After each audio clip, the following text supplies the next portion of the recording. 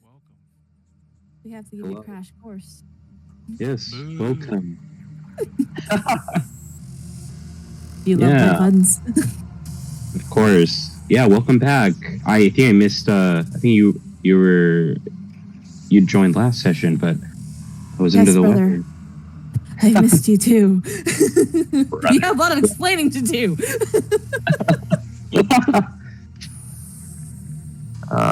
But yeah, I don't have Forge pulled up yet. I'm just joining mobile, but No problem. I didn't want to hold anything up. All right, we're going to give another very quick recap because you weren't in the last session either. But Xavier was. So That's Xavier right. got an accommodation, some kind of medal. I don't remember which one it was. It definitely was not for shooting a pedestrian. Of Which he course, did. on accident. On accident. I'll have to Is pull up the James. speech, but it was for probably for, strong will or something like this. You know, those generic platitudes they get for Yeah. honoring people. But yeah, so everybody, and any of you guys, if you want to jump in to help me do this faster, you may. So yeah, there was that award ceremony. You met some suspicious folks in the beginning during the banquet. Then you got your awards. Skywind's character introduced everybody and gave you guys the medals. And then afterward, the mayor gave a speech. And during her speech, it was about bringing humans and replicants together for the better of LA. She was assassinated. The party split into two, with Yoko and Benabach talking to security, finding out that one of the security guards was missing, and then they tracked down his walkie-talkie unit, found it discarded in a dumpster. Then Kaito and I believe Case followed the trajectory of the bullet to an office building nearby and found a sniper rifle with a calling card of an eagle. It's like a cartoon character of an eagle holding a sniper rifle. Afterward, they went back to LAPD where Chief Holden was not there. He said, come back in 2 shifts. I'm going to go talk to the mayor's husband. I need you guys to figure out some lead, and in 2 shifts, we'll do a briefing. During that time, Kato and Yoko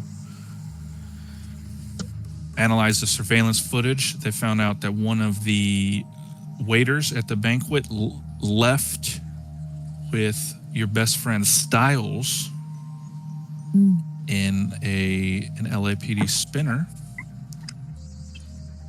You remember Styles? Not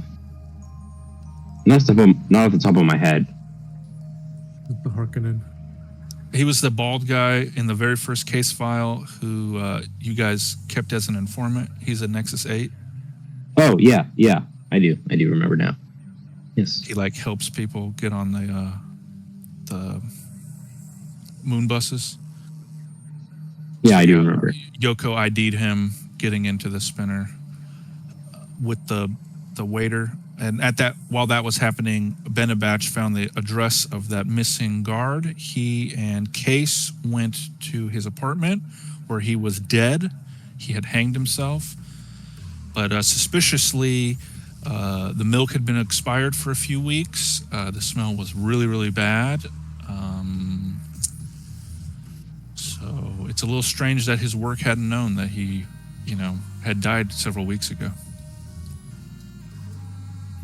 After that, Quell came to LAPD to talk with Yoko and Kato, where she revealed to them that the mayor had been replaced by a replicant, and it was the replicant that had been assassinated, and that the real mayor, the human mayor, is actually in a mental ward within Wallace Corporation getting some kind of, brain surgery. So they're going to spin it to where they're just going to bring another replicant mayor out and say that the mayor made she got shot in the head, but she made a recovery. From a sniper rifle, by the way. Yeah.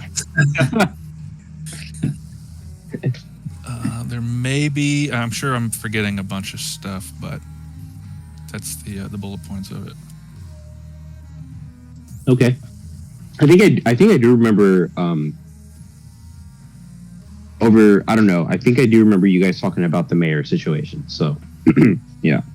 And then the way it ended was Xavier, you'll have to come up with what you were doing that night after the assassination.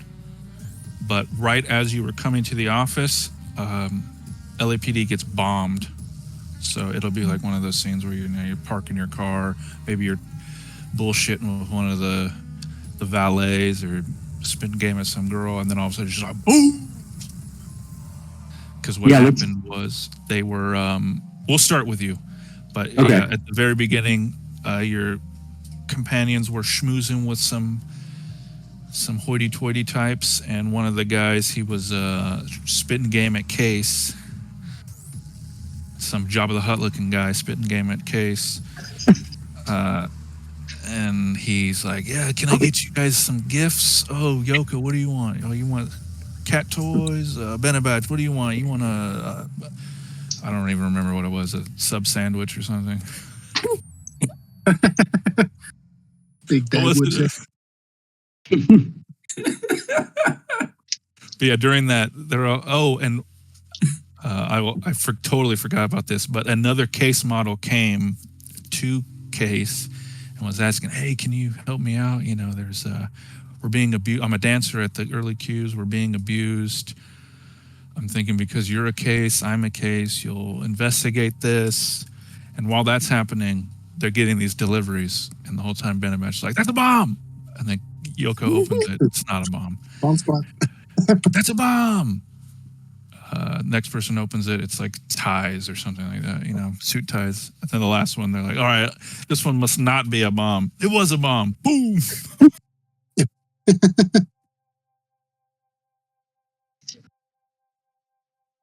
But everyone survived, right? Or is that to be determined? Yeah, I did tell everyone that they are all in critical condition. They're all in a coma. They're not dead or anything, but they're just unresponsive. Yeah, I don't think Jestro would cutscene TPK us. Definitely. Hey, thanks for showing up, guys. We're starting the afterlife arc. Reincarnate. We're actually switching to break. You guys are reincarnated as anime characters. Or we're all replicants now. Just Everyone's start playing a that isekai RPG that you have. Yeah, that's the one. Break. That's exactly it. Break looks so cool. It That really would be does. crazy. Yeah. So yeah, once if anybody has any last thoughts, if you want to add anything, I know you haven't had a chance to speak. No, I think that was everything. I really do think it was everything too. My only note was the dude who was hitting on Case. When you posted the picture, my first thought was like yassified Dexter Deshawn. Same. I was like, this is just Dexter Deshawn. You know what? He may have been what my prompt was based on. Dexter Defawn. I don't know if anybody's seen 30 Rock and remembers the 1-bit character who is on screen for like 5 seconds named Defawn. No, sir. That's an Inigo reference. It sounds so familiar, but I can't remember it. It's all right. It's not important, but I'll find it for a piece of character. Honestly, I can never get into 30 Rock, so yeah. I keep thinking it's the rock from the sun. whenever someone brings it up, and I'm like, wait, that's a different show. Yeah, totally different decades too.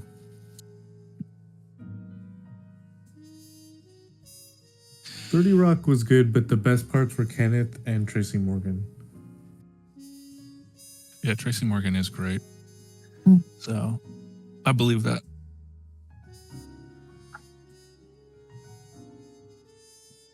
So, yeah, if there's nothing else, Crash, if you're willing, we can get started. If you need any roles, I can do them for you. But Perfect. if you aren't in a position to, Yeah, I'm just. that's fine. Yeah, I am. So yeah, I was. I was actually about to propose to my key relationship. I was. I don't know. After that last case, after my failure, even with my participation trophy, I was. I was like, maybe this isn't the life for me. I was getting the blues, if you will, and I was like, you know what, maybe I should just leave. Maybe we should just go. And yeah, I was gonna propose. And yeah, I got the news about the assassination attempt. Well, or assassination, or I don't know, of the mayor, and had to cut things short. I'd already gotten down on one knee, and but at the end of the day, I couldn't shirk my duty, my responsibilities. Yeah, the city still needs me. Not the hero they had, but the hero they deserved, or whatever it is. Mm-hmm. Yeah, exactly. Yeah. I can be whatever they want me to be.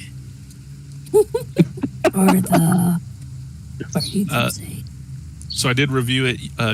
Xavier got the Medal of Valor for how he defended his teammates during that crazy Voight-Kampff test gone awry. Remember when? Our first. Remember that dude fucking flipped out? He was breaking the handcuffs. Yeah, our first encounter with what do they call them? Like souped up or hacked replicants. What were they calling them? Yeah, the bootlegs.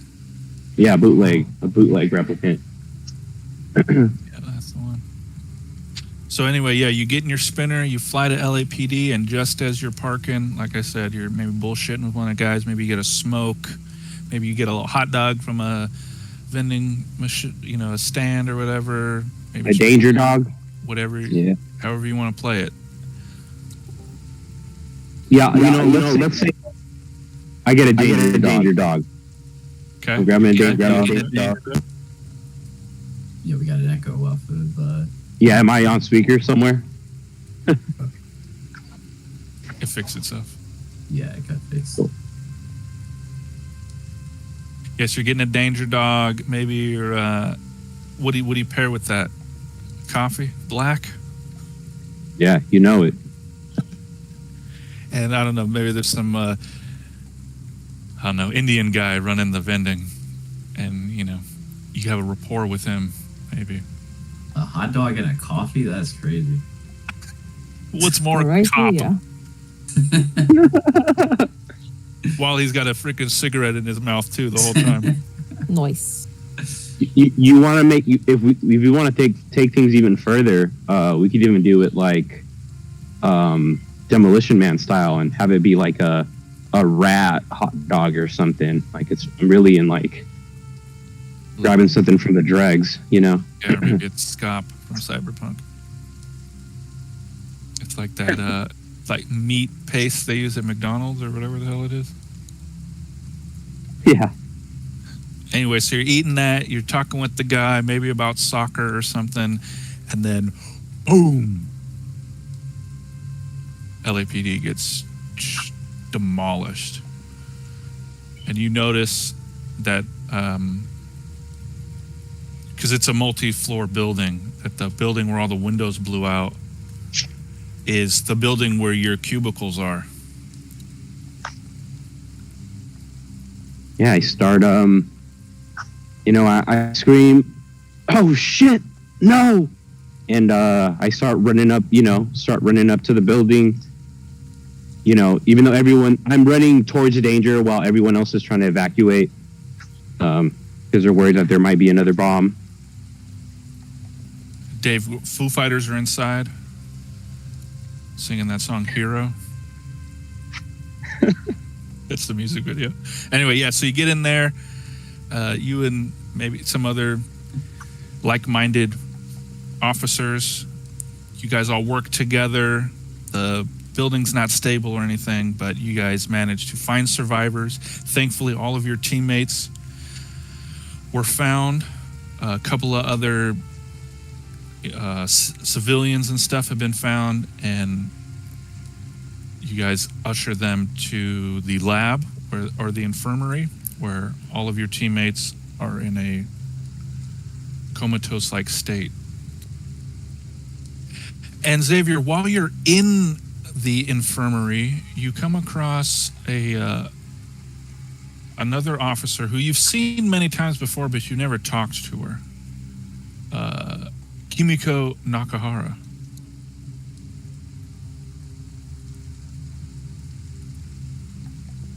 Are they? Yeah. Let's just say. Okay. All right. I'm trying to gather my thoughts. Nakahara, what happened? What went down? What do you know? You want to roll some dice? Yes, Yeah. please. Who's rolling? Yeah, Kay, you can roll. So Thanks. you may roll insight. So you just click on the button, you can roll insight. Or if you want to know what happened to the people, if you want to give a medical analysis, you can roll medical aid. So you just click the button, medical aid. And For then I guess roll. insight. Yeah, then just click roll. So yeah, so your objective is whenever you roll your dice, you want to try to get an eyeball, and at least one eyeball. Or you want to get one of your dice 6 or above. So yeah, you roll 2 eyeballs. So yeah, you know quite a lot. It was a bomb that went off. I know about the ties. I know about how many bombs.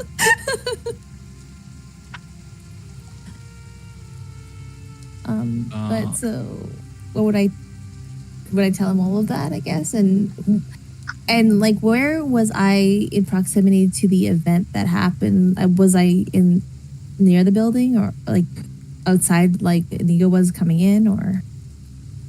You could have been outside if you want, but I was thinking maybe you were just in the lab doing your work, maybe performing an autopsy or whatever it is your area of expertise is. Autopsy sounds great. And then it was far enough that and so, okay. So I'll tell him that, like, I also have like gloves on and everything. It's like, there was a bomb and it just took out that entire wing. Do you know how many people were hurt? Dozens. Oh man. I don't know how many exactly, but like everybody who was, working there at the moment, I don't know how severe it is yet either. It only just happened. So we can go look. I know that there's been packages coming in. The messenger's been running about quite a bit. So Packages. Yeah, maybe that was the source of the explosion. maybe, or somebody went Amazon crazy. Should we go? Yeah, where are you guys heading? Yeah. To the blast site. Yeah. Okay, which is your what we were calling the bullpen, where your cubicles were. So you want to tell us what? I'm imagining not much remains, but there are probably some things that have been like petrified. So what in your desk do you think was still there?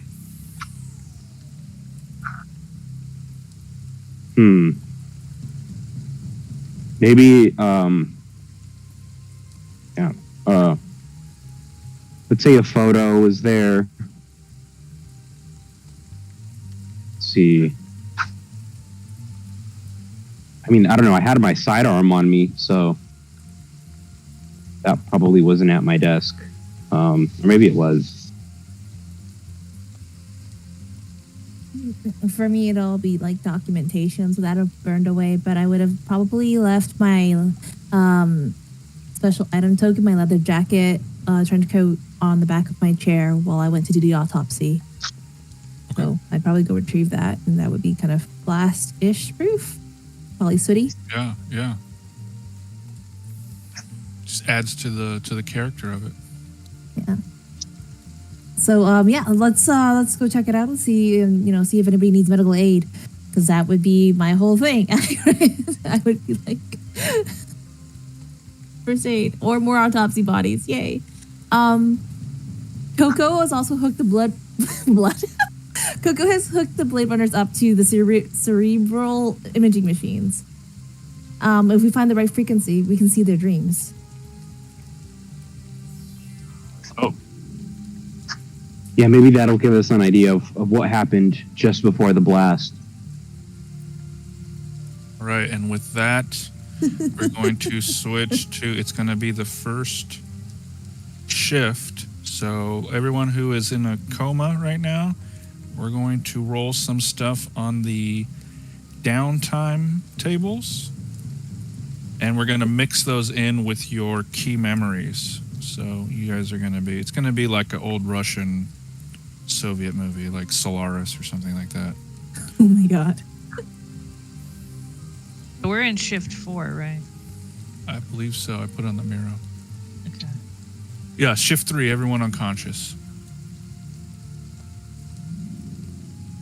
I know This I is said begin here I know, under I know I shift said 4. begin here, but I wanted to do the downtime for everybody, and you were the only one who rolled 2.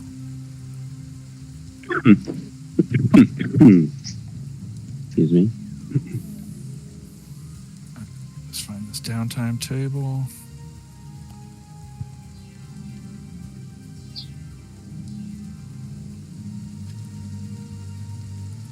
So, Xavier, which of your teammates, including the new one, Kato, do you want to observe dreaming first?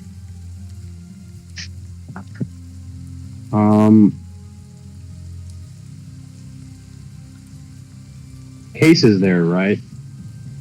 Yeah. Yeah, I guess that's it. Yeah, let's do Kato and Case. Or is there like what's the upper bound limit? I mean, you look at all of them, but it's just Okay. like the way to find initiative. So you just pick one of them. Yeah. Let's do Case. All right, Case. Are you in the... Can you roll a D8 for me?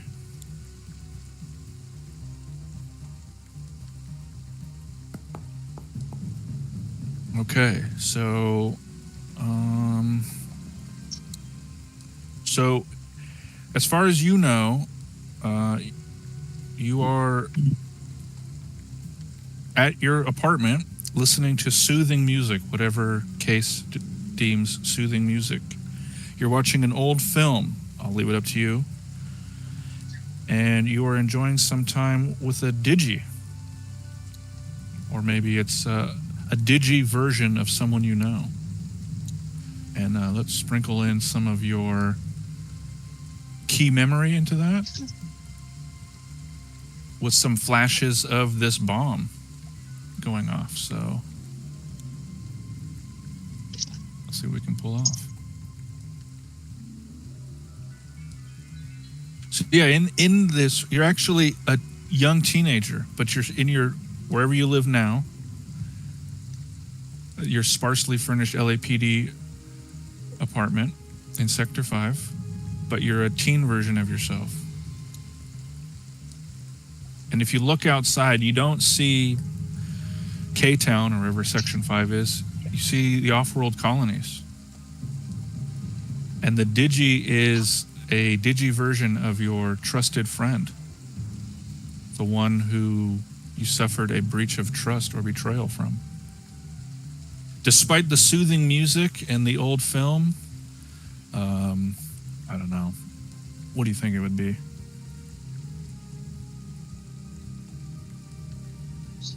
Which?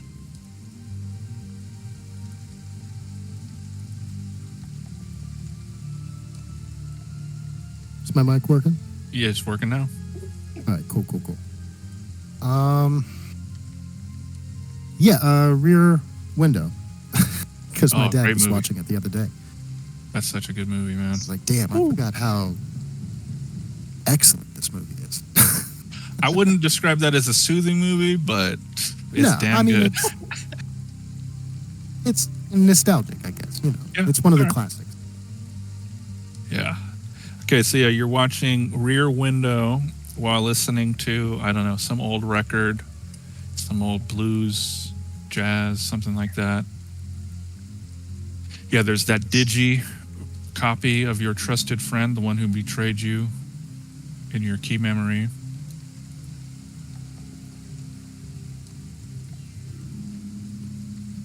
Okay. What? So I'm imagining like Case is just he's in his adult living room. Are there any sounds of the office, or is it just Yeah, so it's not sounds of the office, but you do keep hearing the other case unit begging you to help him. We've been abused. The way these rich guys treat us, it's inhumane. Not even replicants deserve to be treated like this. And it's like intercut with, you know, reaction of you hearing that, and then one of those scenes in Rear Window where, you know, he sees like a murder.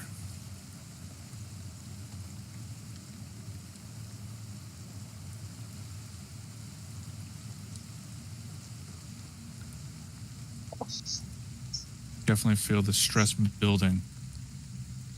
And we'll say it was a soothing jazz song, but now it's that crazy ass Crash remembers it, that crazy ass jazz song from Preacher. It's the end of the world, man. so? They're not smooth at all.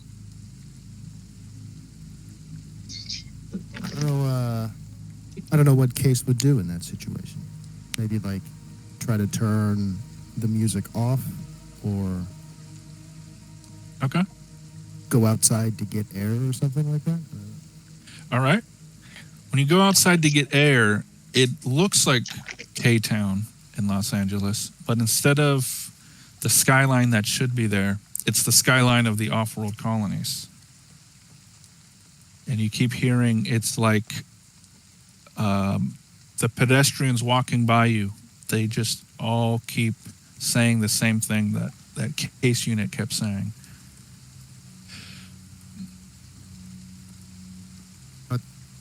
Am I in my work clothes? You can be if you want. It's dream logic, so. Okay. I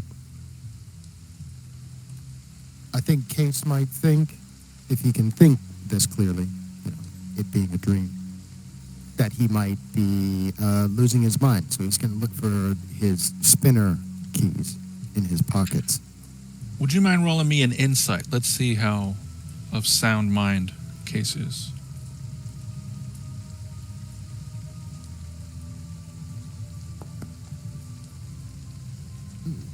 Not so of sound mind. Instead of it being a key, like maybe you're thinking about, I need something, and then you grab, it's the tie that was delivered to you. Back on, the normal non-dream world, Xavier and Kimiko, you guys see Case, he's doing that rapid eye movement thing. He's kind of breathing hard. If you guys have him hooked up to the pulse reader, whatever it is, it's beeping. Beep, beep, beep, beep, beep, beep, beep. Oh no, there's something going on there's something going on in his dreams. Should we wake them up?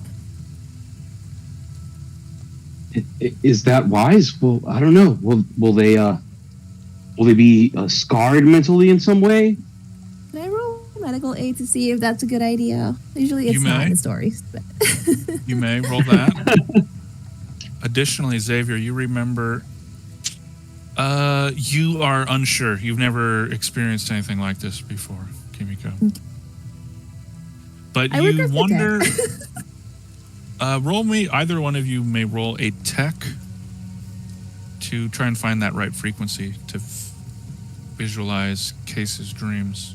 Oh wait, I just realized I have like a scientist perk. Okay, let me see tech perk.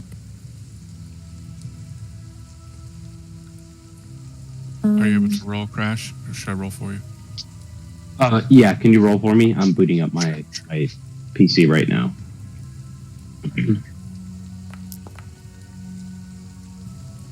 All right, yeah. Those are successes for both of you. Or actually, it's just a success for Kimiko. Yeah, you find the right frequency. You do see Case. It's like a first-person perspective. You see him walking outside. It looks like Koreatown in LA, but the sky looks like the off-world colony. It's outer space. The sky doesn't match. You see he's looking for something. He's digging in his pockets. He pulls out a blue tie, like a necktie, which, if you'd like to narrate what they're seeing Case do in this situation. Yeah, in case, is this one of the ties that he saw in a gift? In one of the gifts? Yes. He's going to throw the tie into the street and then attempt to go back inside of his apartment to look for his keys. Okay. Yeah, you guys see him turn around and go into an apartment building. But it's not like it doesn't, in a real apartment, you go in the lobby, you maybe go up the stairs or go in an elevator. It's dream logic. So he goes through the entrance and then he's in his apartment. And you see him digging, looking for something. I honestly thought that's exactly that's how I pictured it. Heck yeah. Yeah, so Case is sorry. like running through his apartment. He's tearing open drawers. He thinks he's losing it. He's trying to get to RDU. That's what's on his mind. All right, you do find the keys. They were, I don't know, it's some weird dream logic. They were in your pocket all along. You know how dreams are. And then, yeah, maybe you open the same door and now you're on the roof. And then your spinner's there and then, now you're flying around. And strangely, I'll let you pick which of your other teammates is sitting in the passenger seat of your spinner.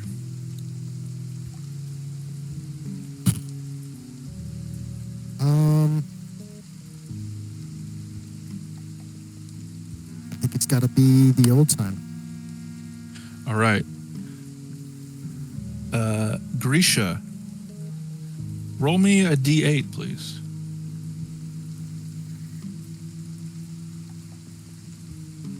I mean Benabach. Sorry, wrong game.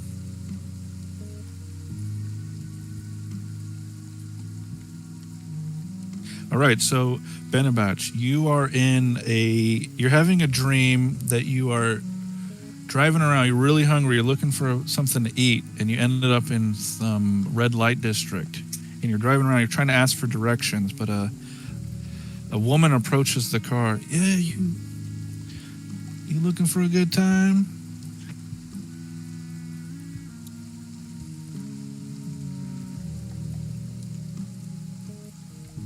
That depends. Oh wait, you said. Wait, what? I'm regular Benabach, right? Like, Yeah. Okay. I mean, you're in a dream, but yeah, you're Benabach. Yeah, Benabach. You can be a young teen if you'd like, or you can be an old man if you want. No, I was just like, hey, do you know where I can get a really good cheeseburger? I'm talking about like super greasy, dripping down my hands. Like I have to if I put it down, this thing's gonna fall apart. Yeah, I can show you a good time. But That's not what I asked. That's not what I asked. Okay. yeah, so you're just gonna go down this road and you're gonna make a left there and you're gonna make another right. She kind of points to you, and because it's a dream, you just know like the way she needs you to go. Yeah. Okay. And then you turn, and the person driving the car, is Case. So what do you tell him? I'm just gonna be like, you heard the lady, Rook. Let's go. And All right, so sir. as you guys drive, again, Case, you need to get to RDU. But as you guys are driving, you're driving through, you guys get lost. You're driving through a dimly lit nightclub somehow. This is the same nightclub where Benabach witnessed his romantic partner at a time experience true happiness and become divergent. She ate a cheeseburger that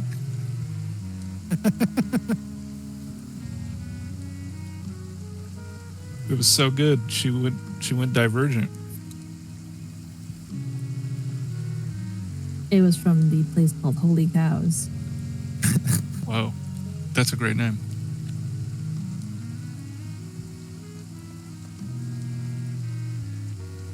Benabach, anything you'd like to add to this crazy dream?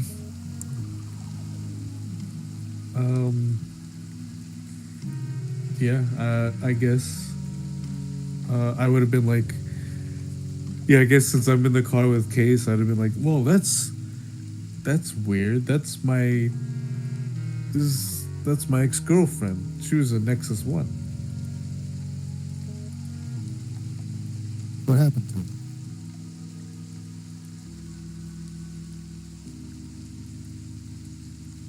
She started to. I was a weird kid, apparently. Now that I did the math on this.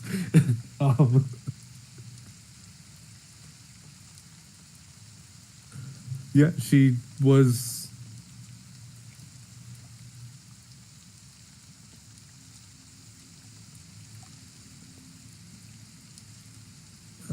What's the word I'm looking for? Defective. Works for me. She was an early model. They didn't last very long.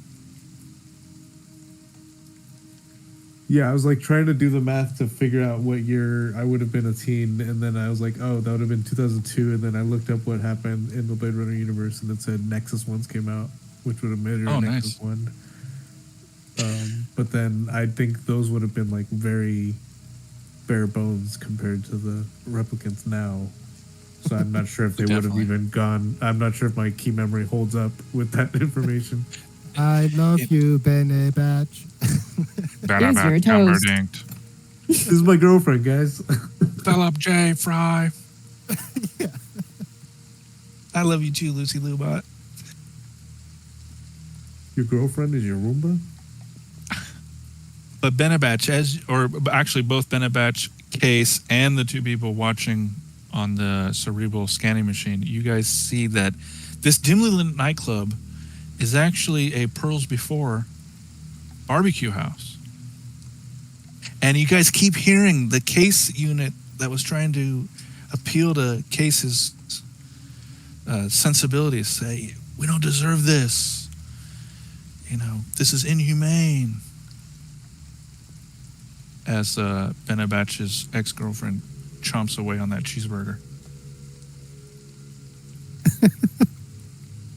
But eventually you guys drive out of the dimly lit nightclub that is also a barbecue house. And you're at RDU. You're sitting in your cubicle desks. And Kato is there. Kato, would you mind rolling me a D8? All right.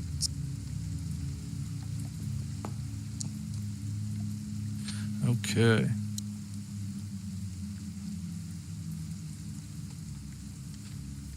Kato, so you're at your cubicle at RDU. Remember, this isn't a dream.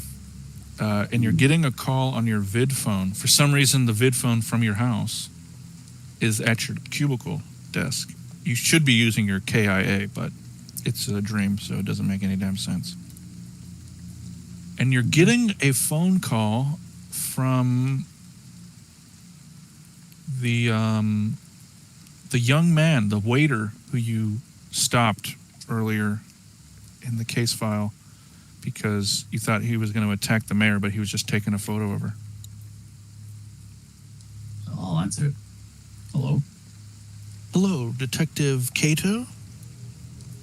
I'd like Yes, to report a missing person. A missing person? Who? Me. And then you see his face on the vid call. He's like bleeding from his eyes and things like that. And then he looks like, although you weren't there, you saw the crime scene photos of the guy who hanged himself, Richards. I'm just gonna put the phone face down and kind of like just stand there ajar, like, what the hell's going on? Okay. Do you stand up, maybe get some air? How do you handle that? Well, I'm in a cubicle. I would just be sitting there, but I guess I'll just take a look around. It's just the empty office. Well, actually, so it's all the furniture of an office, but you do see that you are in the Kipple Wastelands, just like in your key memory. But to you, it's totally normal. And Benabach and Case, you guys also, it's RDU, and it feels like RDU, but you guys are in the Kipple. And give me one sec, I gotta step away just for a minute. Sorry. Okay.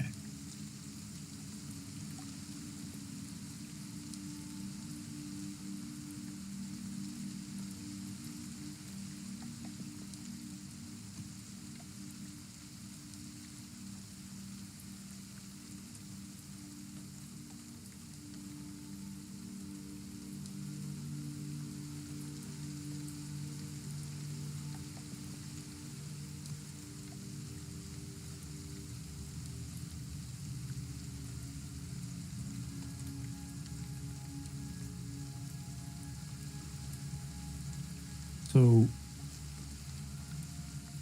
Case, was that the cheeseburger talking to my ex, or was that someone talking to you?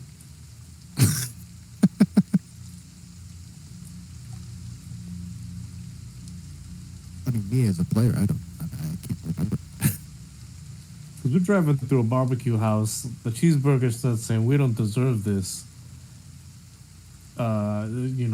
It makes me wonder if I shouldn't go vegetarian. Those mushroom steaks were okay.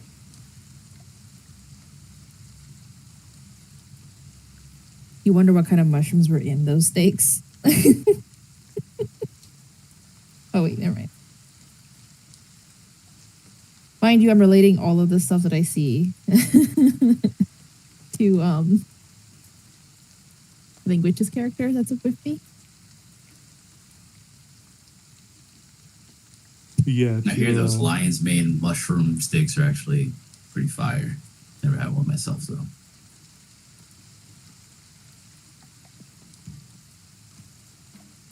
Love mushroom lion's mane. It tastes amazing. So if you have a chance, you should totally try it.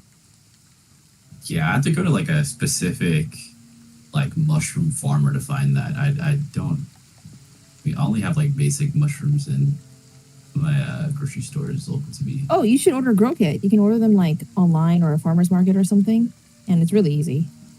Oh, I'm back. Sorry about that. no worries. You left us to talk about mushrooms. Interesting.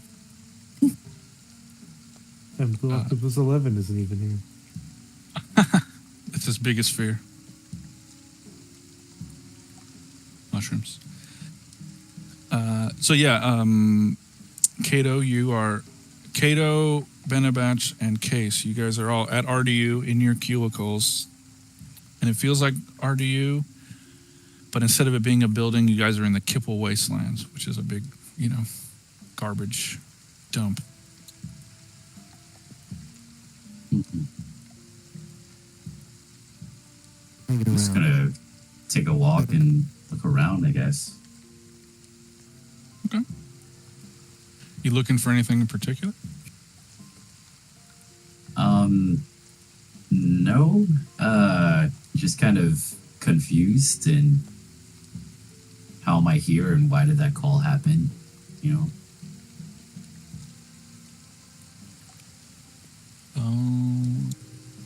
may roll an insight if you'd like. So if you just click insight and then roll. It's a normal roll.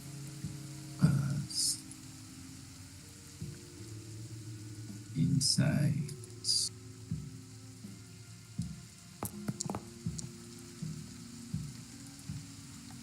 Yeah, you're not sure. It's really confusing. You thought you were at work. Now we're in This the place Wastelands. feels familiar. Huh. However, you feel confused, but also you feel hopeful for humanity's benevolence. Even though you just got a call from a guy who started bleeding from his eyes.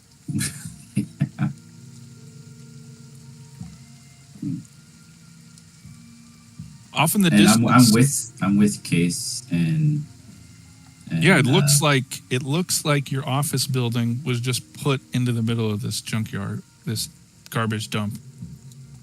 Like everyone's acting like normal. They're pushing carts. They're typing. I will away. note, Benabach is also acting like normal because if you remember what his cubicle looks like, he doesn't notice anything's out of the ordinary. Very true.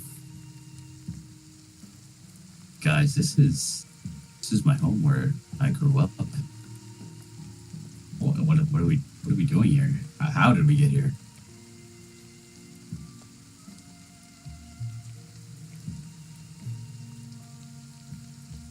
You grew up in RDU? Benabach's food. His mouth is full of food. He's just got like half a sandwich in his mouth, and he's like dripping mayonnaise and mustard onto his shirt. I grew up in the Kipple Wastelands.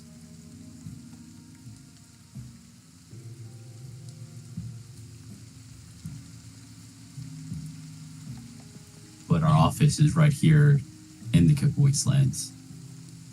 Yeah, and then you notice it starts to snow, Kato.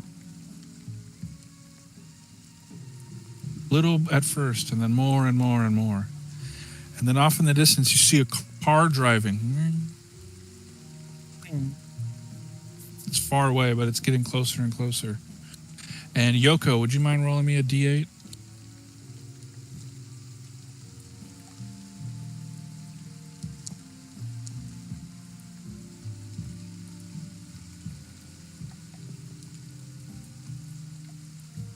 Yeah, and Kato, and any of you who want to see it, you guys will see that car driving, and all of a sudden, it's still kind of the Kipple, but now it's just a wintry batch of snow and nature. You guys see a car crash, and sitting next to you suddenly, as if she was there all along, Yoko's standing there. You guys see a stranger fall out of the car, walk towards you guys, covered in blood. It looks like the mayor. Mayor Stephanie Mahler.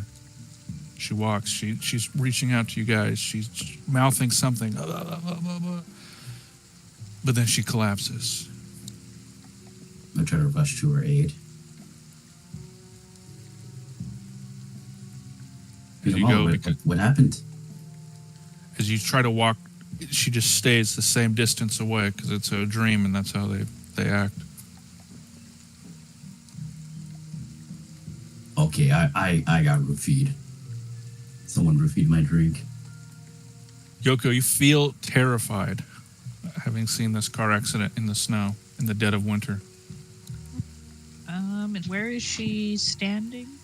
You were sitting at your desk in RDU, but now the office space is gone, and you guys are just like sitting. You guys are like having a picnic in the snow under a tree And off in the distance, you saw the car accident. And she's just standing there frozen, just staring.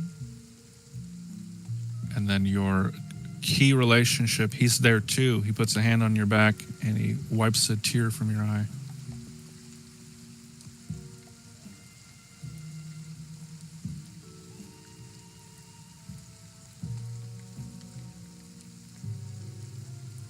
She doesn't seem like she even registers what he's doing.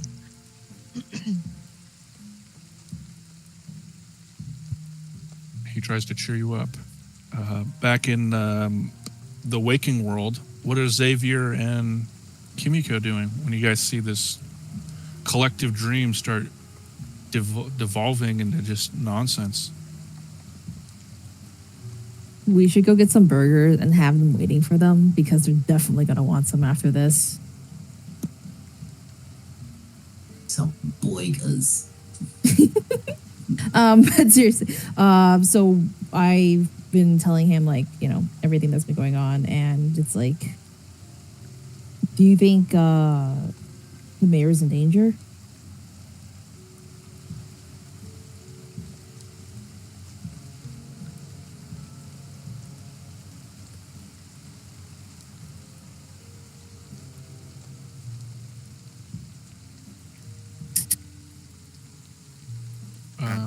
Well, Kimiko, you would know that the mayor was brought in for autopsy.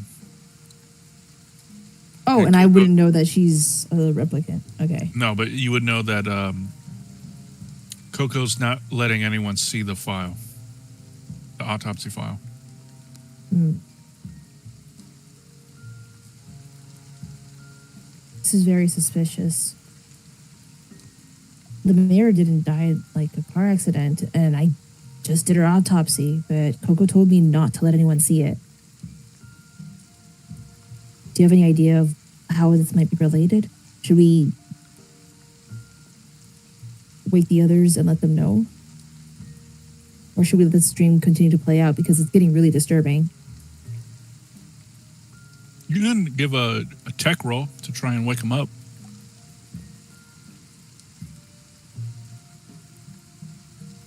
Sure. Worst things, worst, they get some brain damage. Ah.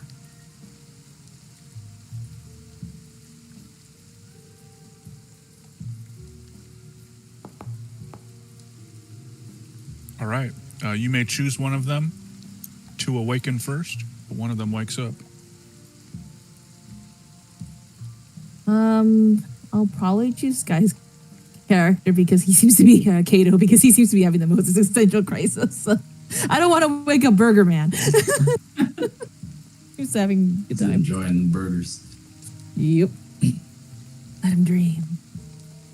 Kato, wake up. Kato, you wake up. You will be physically in pain, but you want to tell us what it's like?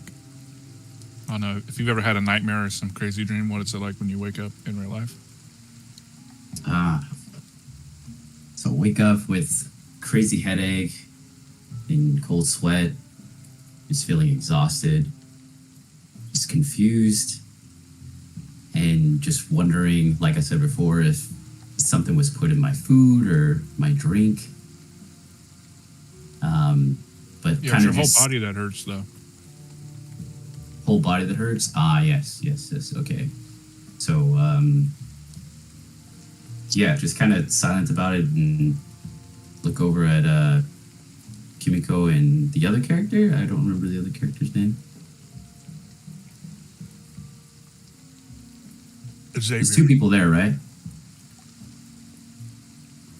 Yeah, there's two people there. Xavier and Kimiko. Okay. Just look at them and go, what happened?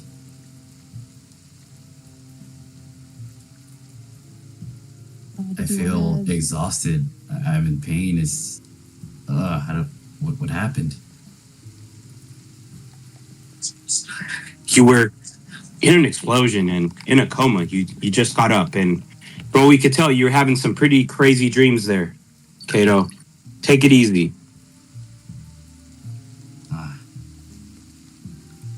What about the others? They're still in the dream. Are you okay? I think for now. Can you tell us what happened before the explosion? We've got these gifts from I don't remember the man's name. William DeMarco or something like that. And we had just rejected some guy that was like Case, who looked like Case. He wanted us to help him. And Case told him no, we couldn't. So I don't know if those two things are related. That's the last thing I remember. Is that the guy in your dreams that keeps telling you that the replicants don't deserve this?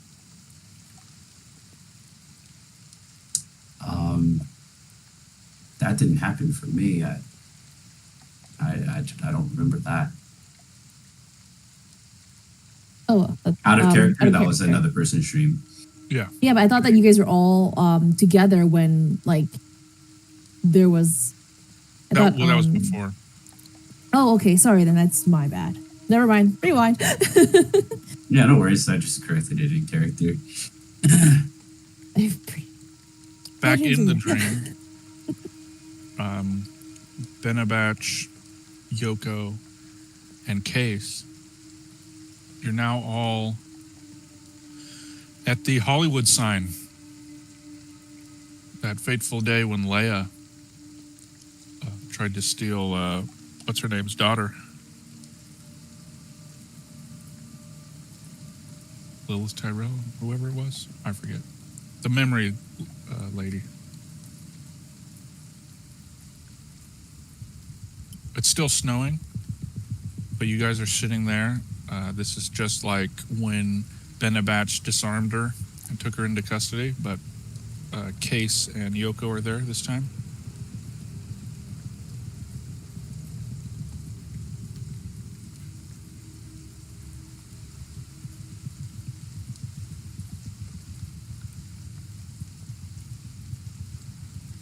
Case is fleeting. going. Sorry, Case is going what? Case is going to turn to Benabach, put a hand on his shoulder, and do you have your weapon on you? I do. You got a decondition. Leia is begging, just let me go off world. Let me have a life.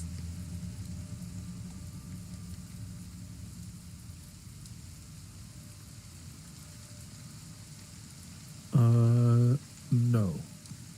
Please, I'm begging you. No. No. Listen, I know I assassinated that lady and stole her kid, but please. Oh, I'm sorry. No. She bows like the Japanese where they're really, really sorry.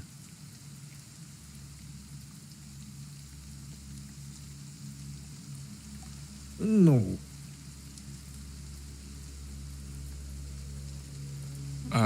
Is he conflicted by this, or what are the other two seeing if they looked at him right now? Is he having any sort of moral quandary here?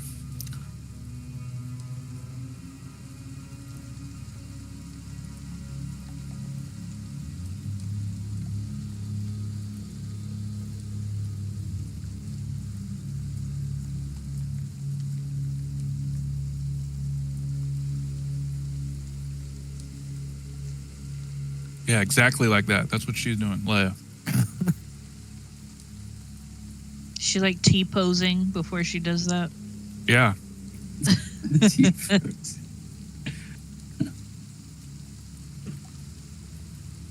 And like you could smack her or shoot her and she's not even reacting.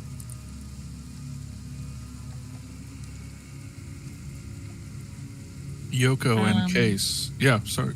Please. Yoko's gonna go to the moon bus. All right, Yoko. Inside of the moon bus, you see all the passengers, little electric sheep. What are they doing? They're just kind of sitting there, waiting to go to the moon.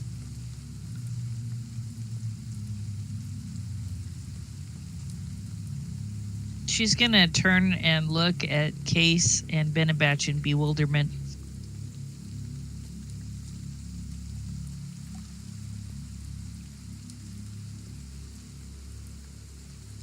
All right, Kimiko, who's the next one you're going to wake up?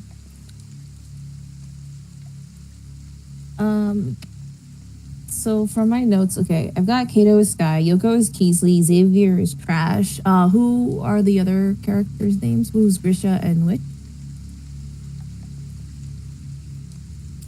Which is Case. Okay. And Grisha Grisha? is Benabatch. Benabatch Cumberdict. The I only don't know other how to human- spell that, but Is this how the sheep look? It's spelled like Benedict Cumberbatch, but switched.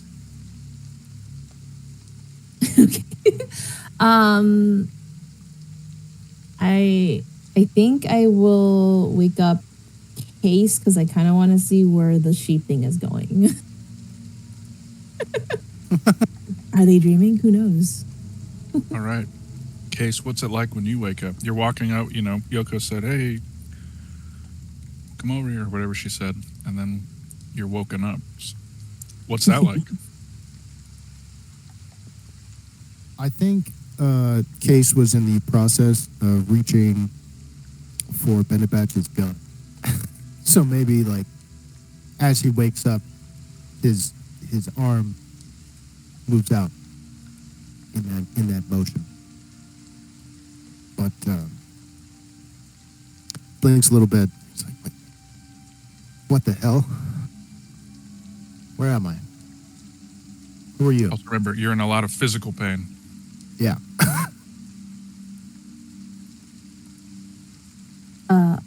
I'm Kimiko, and you guys were in a terrible explosion. I just woke up Kaito here, who told us that you guys were opening boxes before the explosion. That sounds right. Your dreams are very strange. Can you explain them? They have anything to do with who might have sent the bomb, or what you might know about it. The packages said they were sent from DeMarco. As far as the dream, I think all that means is that I need a baseline.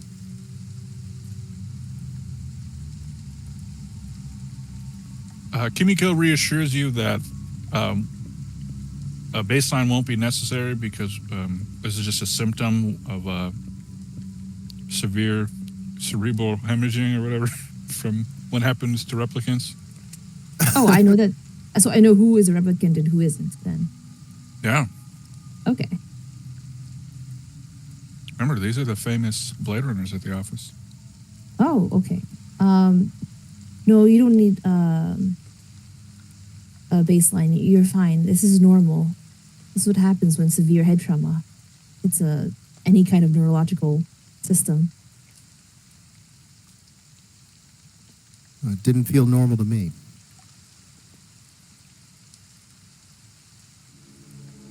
I'm not quite sure. Xavier, you want to chime in?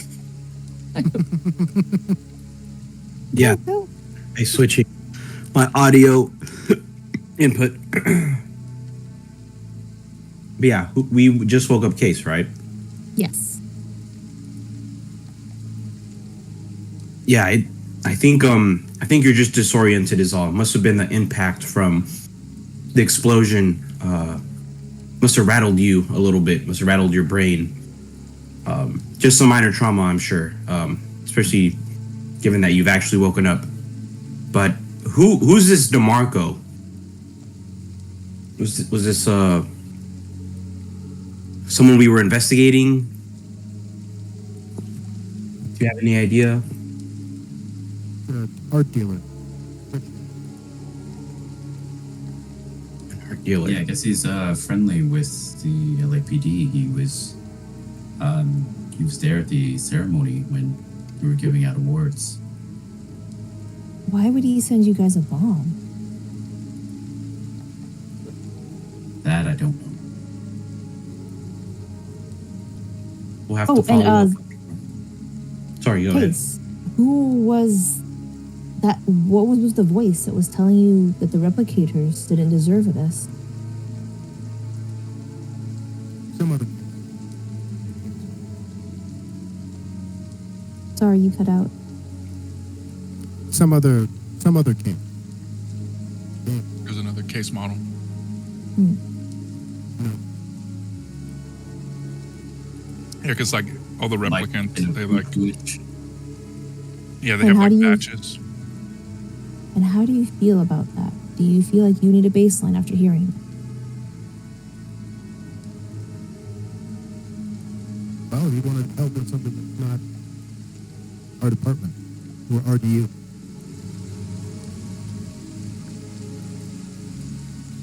I can't understand.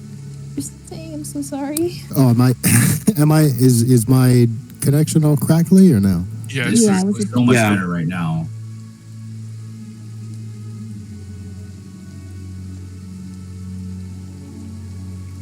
Can you repeat what you said?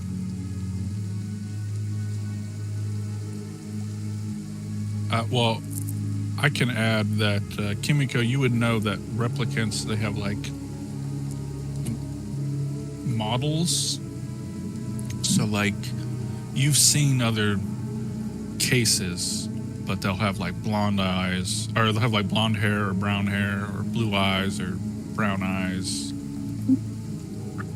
Maybe one But, of them like- have like a really flat nose, one of them have a crooked nose. And they all look like Conan O'Brien. But would I be worried if another replicant is trying to tell him to free, or like that they don't like spreading this kind of propaganda? That's up to you, but I'm not sure that warrants a baseline. Okay then. No, yeah. What Case was going to say is that I was like he wanted help with some kind of workplace dispute. I told him to file a police report. We're RDU. We don't deal with that kind of crime. Yeah, you guys, or they only work in stuff involving replicants.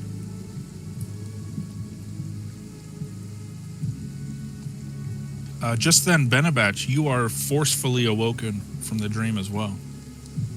And it'll be one of those, like, just as you were about to eat your cheeseburger or whatever it is you were trying to do. You know, one of those dreams where you finally get what you were looking for and then you wake up. Mm-hmm. Or you had it and you're like, oh, I'm saving it. I'm going to eat that cheesecake when I get home. Yeah, and then you wake up, you're like, man, there's no cheesecake. He's been eating the entire sandwich to set up a corner bite or like the perfect bite Yeah. for the burger. Yeah, I was eating around the edge, and then Yeah. it's the last bite. Yeah, like, I got an onion ring. I'm going to sandwich it in there. Oh, it's going to be the best. You're like, Oh, villains are born. Put me back in. Put me back in. the rest of you guys see Benabatch awaken. Benabatch, what's it like when you wake up? What do you mean? Like, what is he like? Yeah, is he one of the? Is it like in a movie where he like jumps out of? You know, he sits up. Is it a more groggy wake up? Does he say anything? Does he? Whatever.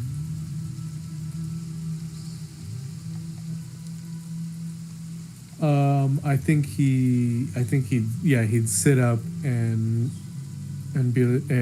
be like, where's the sandwich? Where's the burger? And then his stomach would just be like, and he'd be like, feed me. He's an anime protagonist. Maybe we should have gotten burgers for them. Yeah, you were right. There wasn't enough time. But Benabatch, physically, you are in a lot of pain. because you were involved in a explosion. Yeah, so it'd be like feed me, and then immediately like, wait, morphine. All right, Dr. Kimiko, what are you gonna do? Why were you programmed to feel pain? He's a human. Oh, okay. Let me put that in my notes. That's why he's the only one with the last name. Oh. And he's the only human, right? Everybody else is looking? Yeah. Okay. Well, now you are the other human. Oh, yeah, right.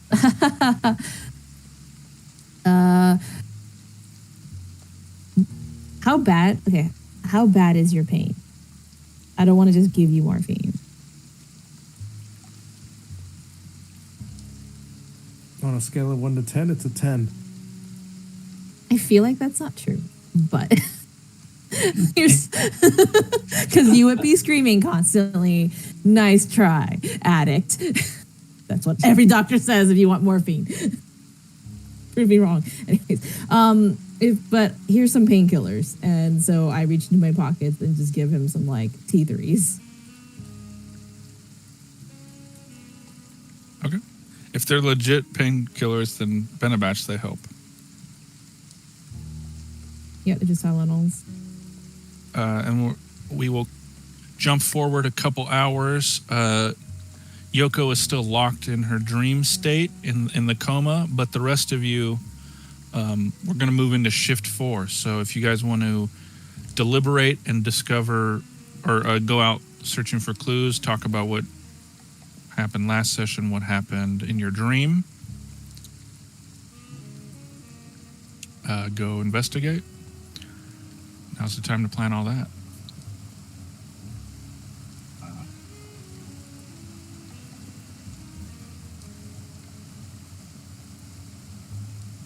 Yes, Skywin. What's on your mind? Oh no, I was just like, okay. I think Kato would be looking to, follow Benabatch in Case's lead because of his character and because IRL, Okay. I'm not sure which way to go. Yeah, I want to say that the replicants all recover pretty quickly, and Benabatch, you haven't taken any points of damage, but we'll just say you don't feel good. But mechanically, you haven't lost any HP or anything like that. Kimiko will tell them that she's going to stay close just to monitor their recovery. Okay.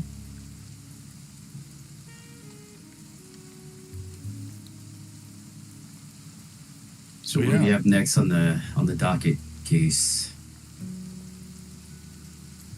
So Xavier thinks learning or investigating DeMarco should be a priority, right? Since he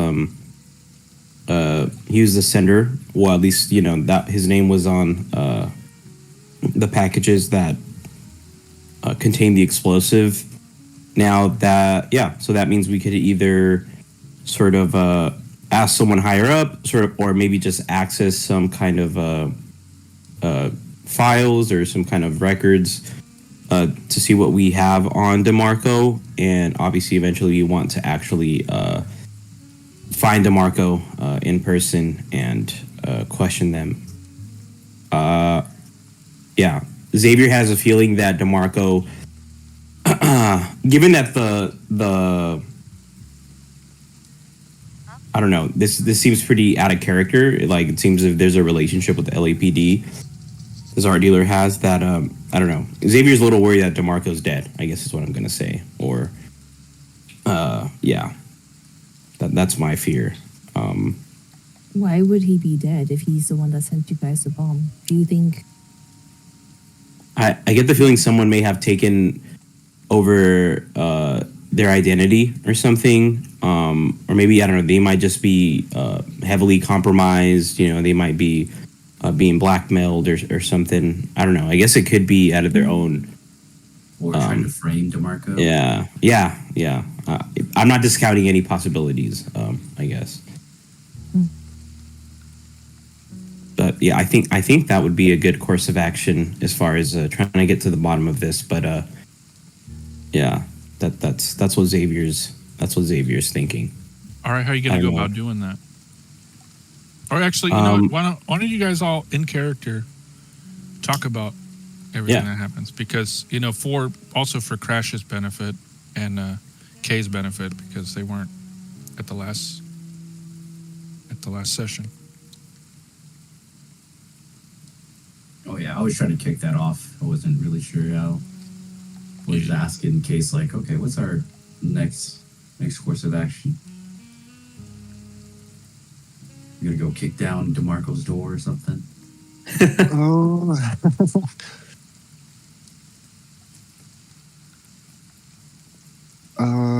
Yeah, Case will say, like, yeah, we should follow up on DeMarco and find out where he is and where he's been and bring him in for questioning. I think we should also check in on whoever Styles' handler was in Undercover.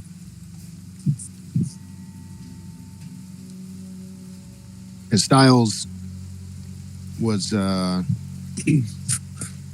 was seen leaving the location with a person of interest, the person who you found dead, or we found dead.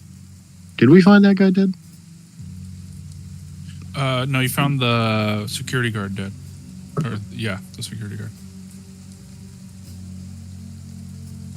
Okay, so Styles was wearing Richard's security uniform. Yeah, and he left, and then Styles he discarded the uniform and the walkie-talkie. That's how you guys found it.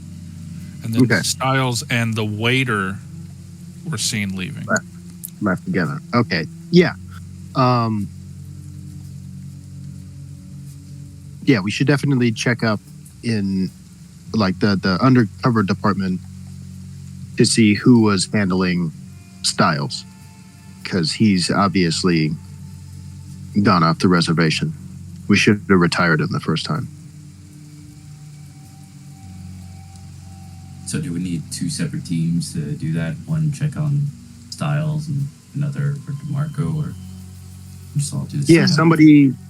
somebody also might want to split off and ask Bullet Bob if he recognizes the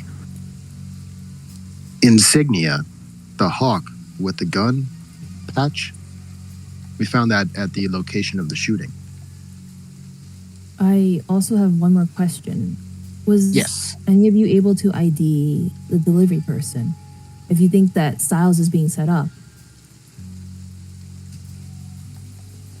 Oh, no. No, I don't think I know we were probably given a brief description of what this person looked like, but I can't remember. Well, Xavier already hinted at if you guys want to check the RDU database, you can maybe find the surveillance footage before the bombing or of the bombing. Yes. Yeah. You could even, while you're there, search up DeMarco, search up Styles, maybe ID the delivery man, see if he has any priors. Yeah. Another lead that we have is Pearls Before Swine, the barbecue house. I found Hell something. yeah, I'm glad you got it. Of course. 'Cause the swine's not in there. Oh, I thought. Yeah. Oh, that's what I was like. Okay, I thought this one was the picture, and like, oh, that's funny. In Rich's apartment, we found a Pearls Before Swine barbecue house. I guess flyer or a menu, Yeah, something. flyer. But a note was written on it, said a robin redbreast in a cage. That might be a visual clue. Maybe there's some other kind of meeting place or a pet shop or other kind of business that has that imagery or iconography as its like signage. That's something else that we can check out. Or just keep an eye out for a robin in a cage. Symbology. around town. Out of character, I need to ask, does this have to do with the burger going Red Robin? Like, because they had dreams about a burger. I Is think this it- on Find out. or pardon? You'll have to keep playing to find out. Okay. Okay, so for Skywin and Kay, this is the Blade Runner RPG is a bit different than normal RPGs, where you are actually encouraged to split up. You guys have this thing called the KIA, which is like a cell phone, personal computer. You can communicate with each other. You can take videos, pictures of crime scenes, all that stuff. So, yeah, you guys can split up because every case file has a timeline because the perpetrators are doing things, right, while you guys are investigating them. So you have to be very conscious of your time. That's why we work in shifts. And so you guys can split up but still communicate with each other. The only thing is if you're not in a location, you can't make any rolls there. But you can speak. You get every conversation that an NPC is having with the person there. You can ask your teammate to make a roll, but you can't do one yourself. Okay.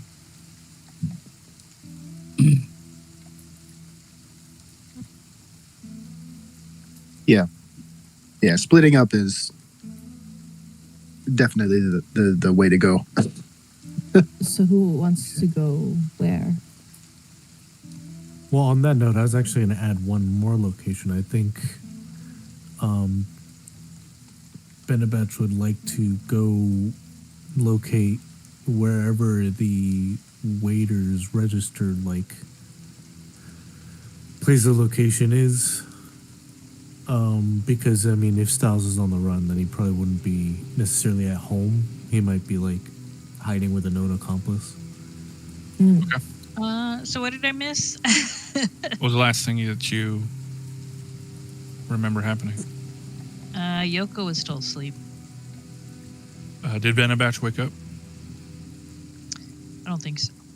Yeah, so Benabach was forcibly, or whatever, he woke up. And now the party, they're trying to figure out. We moved into shift 4 now. Everyone is recovering. Physically, Yoko is fine. But yeah, mentally, she's recalibrating or whatever you want to call it. So now, yeah, the party, they're just kind of going over all of the people of interest and the potential locations that they want to investigate during shift 4. So does the dream count as downtime as Yes. far as like taking stress? Okay. Yes.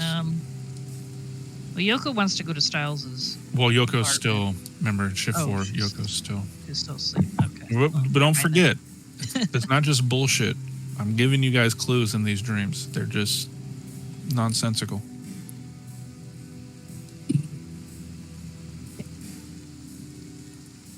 But yeah, so who is going to go where? And if you guys are splitting up, are any of you teaming up together?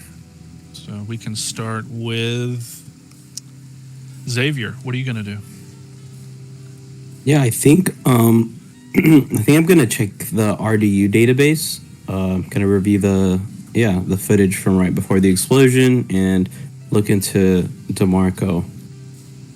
Maybe Sure, even tag along see. for that. Yeah, Art's cool. down DeMarco. You're going to back him up, or are you going to... What are you doing, Skywin? Or Kato? Yeah, gonna go with Xavier to investigate DeMarco. Okay.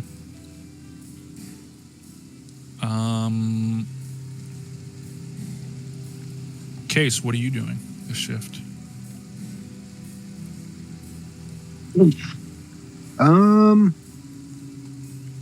Are we at a hospital or RDU? You're in the infirmary ward of RDU. Or LAPD, I'll say. Yeah. And I forget, when we started this case file, I didn't check out a 20 gauge, did I? So I just had that sitting in my thing for last game, right? I think that is correct. Okay. In that case, Yeah, because you would- guys were gonna go fight the bootlegs at Wallace. Yeah, that's right. Yeah. I would like to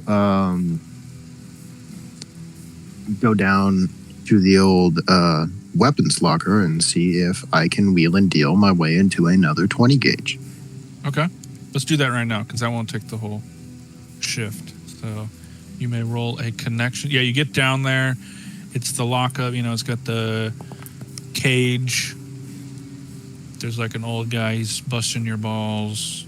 It's a lot of dry, witty cop banter.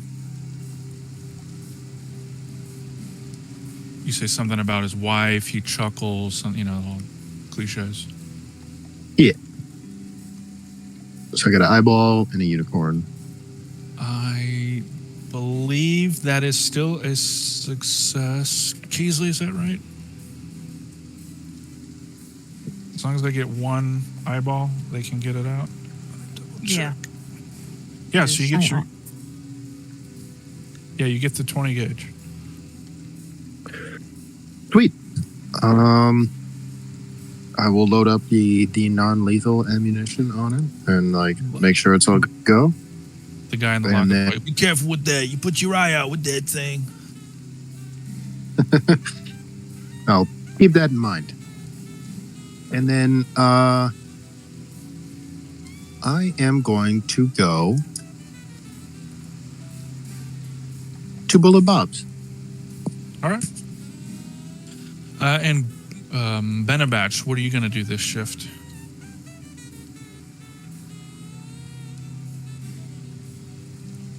I'll go to the waiter place, that's right. registered place of residence. Yeah. I'm just going to say, his house. Okay. Got it. I thought you meant the where they worked. All right. And Kimiko, what are you doing? Well, wait. Did they work together? Who? Styles and the waiter. Like they were just seen leaving together, right? Like they didn't have they weren't employed by the same company. Like was Styles also supposed to be a waiter? No. Oh, okay. I thought you Styles- meant Styles was wearing a security guard uniform for a dude named Richards. And Richards was hanged. And Richard suicide? allegedly. Maybe. Inigo, I just thought you meant that you were going to the location where the banquet hall was. I didn't realize you were going to the waiter's house. So that's fine. All right, and Kimiko, what are you doing this shift? If we're not sure that Richard's hanged himself, if his body's still around to be autopsied, I'd like to investigate to see if this was, self-inflicted or We will if have he to died. ask the two Blade Runners who found his body. What'd you guys do with it?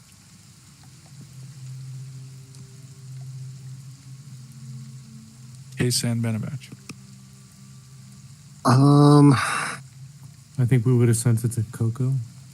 Okay, so you called it in. Yeah. Okay, so it should be in the morgue or whatever. Yeah. Okay. All right. With that, we will start with Xavier and Cato at the RDU, database. Yeah, the server room, whatever. Yeah, I don't know. The main terminal. There's an IT guy there who's like, "How may I help you, detective?" We need to review the footage from right before the explosion went off. What explosion is that exactly? That one that rocked the entire RDU floor. That one. You mean the one that happened today, or are you talking about the one that happened 2 years ago, Mr. Smarty Pants? The one that happened today. Yes, please. All right. Okay. Well, I can grant you access to the database. So go on in if you're going to have that kind of attitude. I meant, I did not mean to insult you. It's just been a hectic day. I'm sure you can understand. Sure thing. Another thing, will I also be able to find what files will I have access to exactly? All of them. Everything. Oh, okay, perfect. Like, that doesn't seem very you're secure, but I'll take You're using it. the Esper wall. You're using the Esper wall. Okay. This is like in the Dark Knight where Bruce Wayne has access, or no, it was Morgan Freeman, right? He had access to every fucking phone and everything, in all of Gotham. And they built that 3D map. Yeah. Okay. Cool. That's the Esper wall. While he's So looking at the you footage, I want Kato to be looking up everything we have on DeMarco. Okay, so yeah, you find that DeMarco is an art dealer.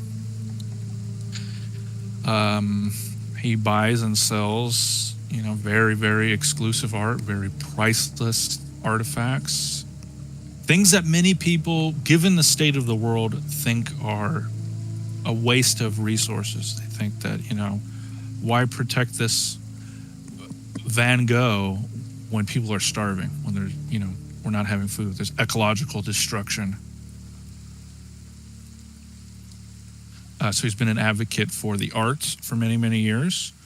You also know that he frequents a place called the Early Q's, which is in Nightclub Row. He gives a lot to charities, specifically replicant-centered charities. You see that in 2 days, or rather, no, I'm sorry. Tomorrow, he's having an event for replicant painters. It's like a gala for replicant painters. He's going to be attending a gala. He's hosting it. Yeah, he's the one, or I guess he financed it or whatever. It's at one of his galleries. Account. Okay.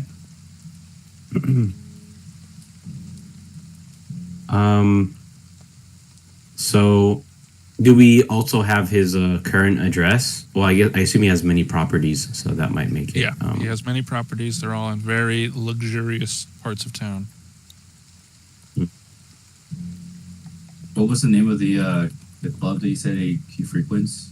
Early Q's. Yeah. Early Q's, So just like the letter Q, or like Q, like Q pen in line. Okay. QS, yeah. All right.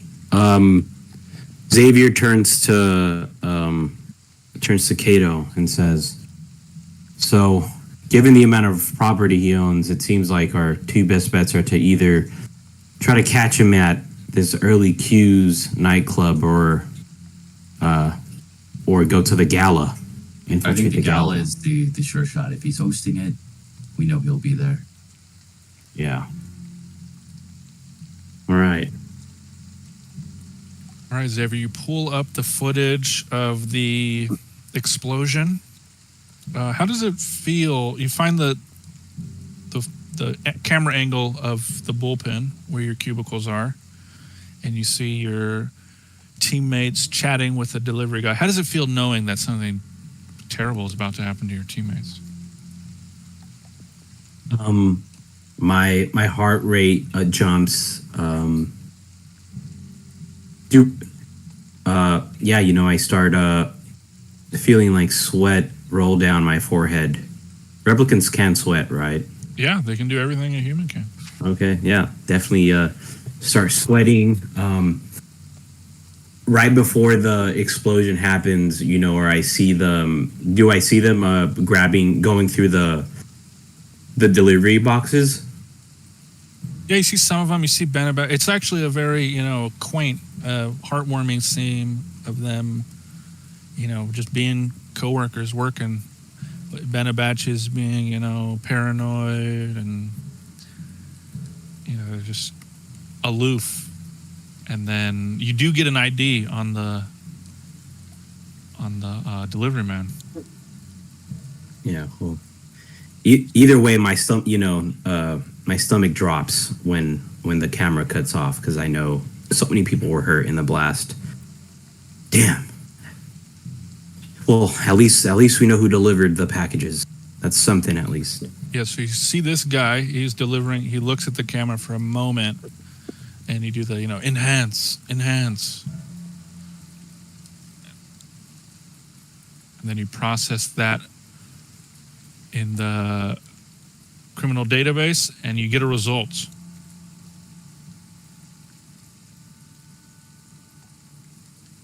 Remember, your teammates can't see this, but you guys are all on that speaker call, so you can tell them what you found. Okay. What do we see with the results? Yeah, looks like we got a match for the delivery guy. Current known aliases. What are his known aliases, or what's his name, legal name, or model number? Charles Lugar. Human or replicant? Human. I guess he has the last name. What charges does he have against him, or have been filed against him in the past? So in addition to him being a heroin addict and a human sympathizer, he does have some aggravated assault charges.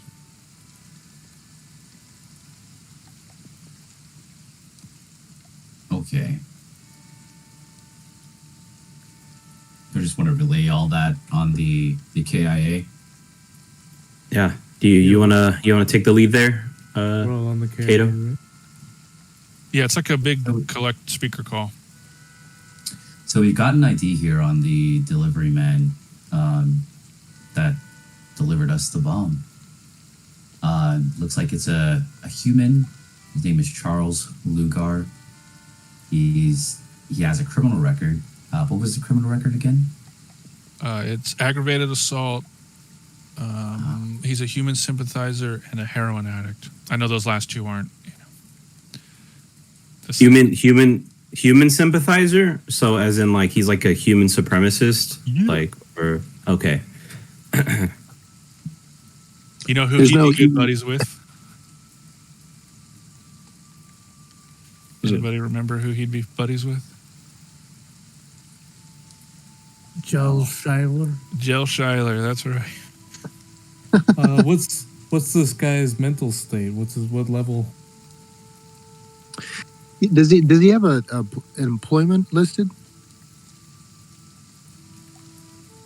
Let's take a look and see. Do we see anything Also, about employment and Heroin doesn't have an E on the end. Damn autocorrect. Heroin, yeah. He's just addicted Heroin with- to women who Yeah, say he's- things. yeah, Heroin Exactly.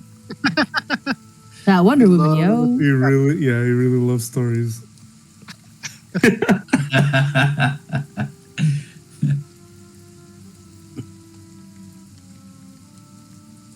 So yeah, you guys were able to see that image, right? Yeah. Oh, I didn't even. I need to tap over Oh. that. Yeah. What is physical I see it state now. D and mental state C? I think it's like how strong and how mental well-being is.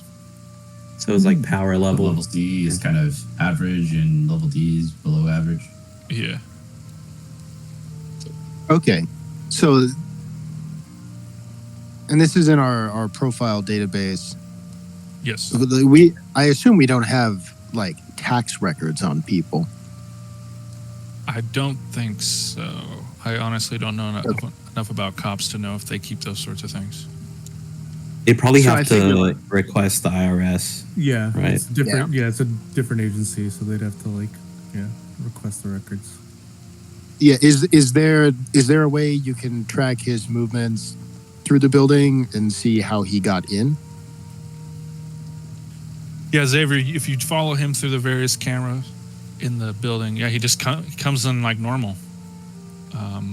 But you notice that he was dropped off in a cab. He didn't arrive in a delivery car.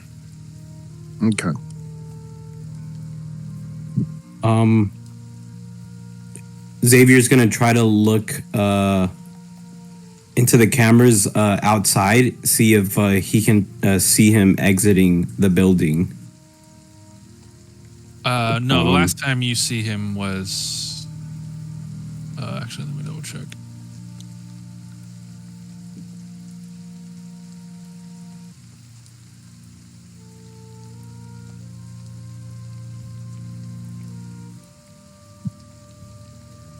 Yeah, you do actually see him. He gets in. He runs like as soon as he gives the packages, you see him like dart off, and then the bomb goes off. And during the explosion, he, in all the chaos and hysteria, he hails a cab and gets out.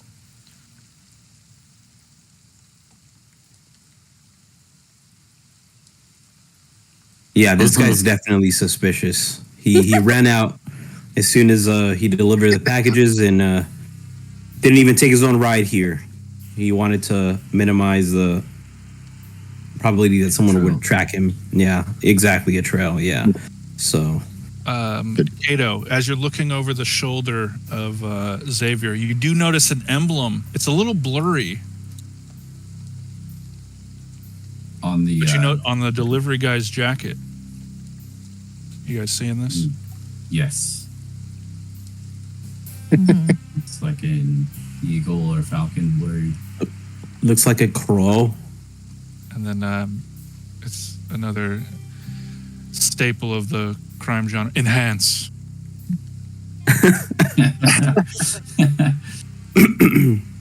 On his arm patch, or where was this found again? Sorry. Like at the back of his delivery jacket. Watagarusu Express.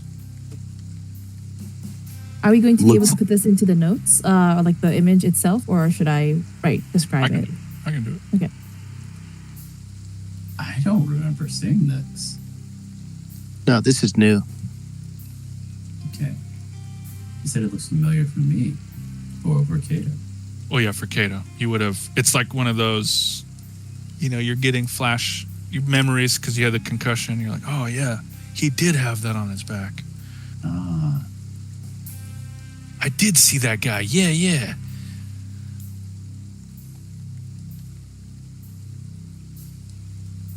I'll add them in a little bit.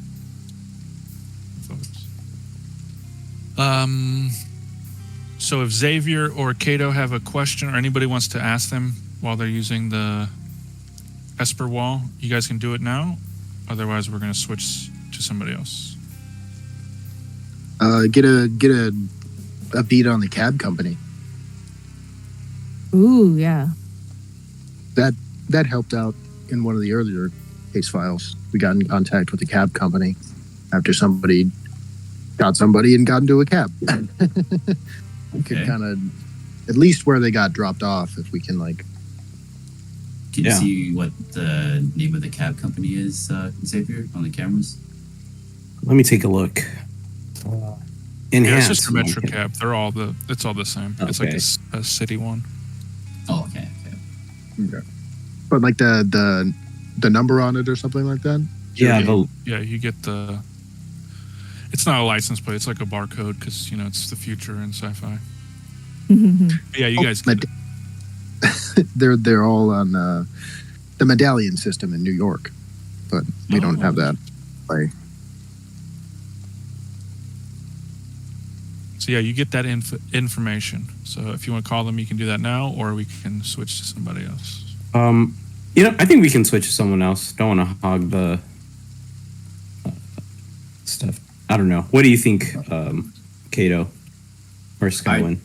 I just want to let everyone know that tomorrow we have to go to this gala that DeMarco is going to be hosting, and we could probably capture him and question him there, or bring him back to LAPD, whatever the protocol might be. But we can for sure see him there. I mean, I feel like that's a bit rude. Can't we just do it tonight before the gala instead of crashing it?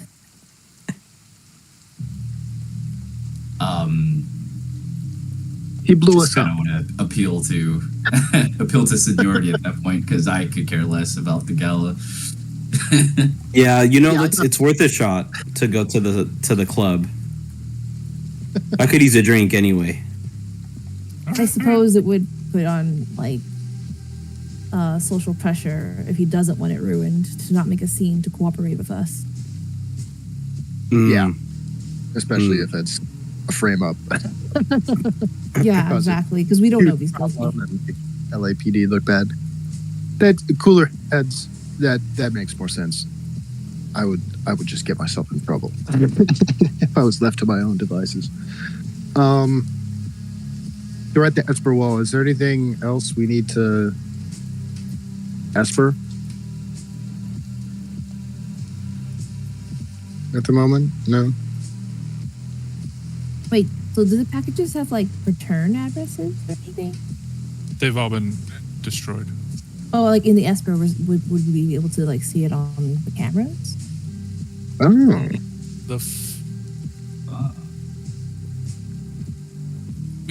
I'll say the footage will take some time to process, but yeah, you'll be able to get it. I mean, I don't think they're real.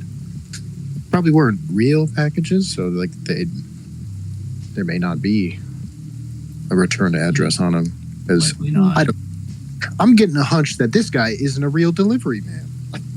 He didn't even have a delivery car. I think there's something a little fishy going on here. All right, with that, we will switch to Benabach Cumberdank in Sector 4 at the known address of the waiter, one Trevor Simmons. Benabach, you find yourself in, or because you left, I need you to roll a connections roll, unless you're using your spinner to just fly over there. I am, yes. All right, then you find yourself in just some ordinary apartment complex. Not too ghetto, not too fancy, just basic. Yeah. Yeah, I'm going to knock on the door or ring the buzzer, whatever. Yeah, when you open the door and a woman around your age opens the door. Who is it? Hello, ma'am. I'm looking for Trevor Simmons. My name is Benabach Cumberdank. I'm with the LPD. Oh, detective. Yeah, my son Trevor's not in. Hi, I'm Martha Simmons. Yeah, my son, he's not in. He was working late last night. The boy, he has his own hours. You know how those 23-year-olds are, I bet. But please, come in. Can I make you a cup of tea? Maybe a cup of coffee or something? No, thank you. Okay, is something the matter? Was Trevor okay? No, I just wanted to ask him some questions. One of the people he was seen with was involved in something shady. I know you don't want him to get into any trouble. I mean, I try, but yeah. He's I just wanted to make sure he was staying out of trouble. See if he could I doubt it. give me any information. I doubt it. If he'd like to search his room, I don't know if that's standard procedure. I see it on my TV shows, but if you think you might find a clue there, sure, go ahead. Yeah, I might come into my home. I'm not a vampire.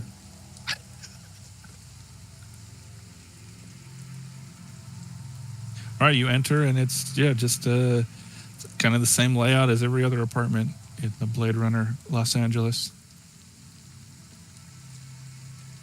She lets you into the young man's room, and yeah, he's got not much in the way of furniture. He's got like a gaming console and a futon and like an electric guitar that's missing a few strings.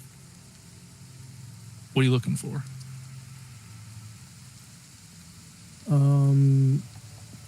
I guess just looking around to see if there's any like correspondence or like I guess pay stubs. I guess. Yeah, this is an alternative future. People still have pay stubs. Sure, yeah, it's retro future. Paper pay stubs, yeah.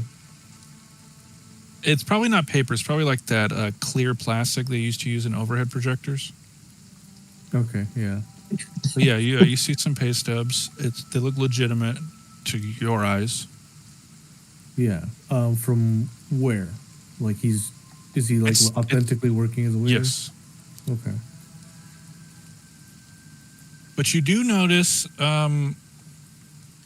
whatever the overhead projector paper equivalent of a sticky note would be, you do see a couple of names scribbled.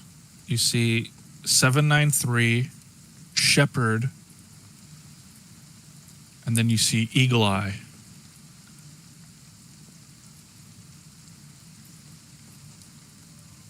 And then you also see the word the on-ramp.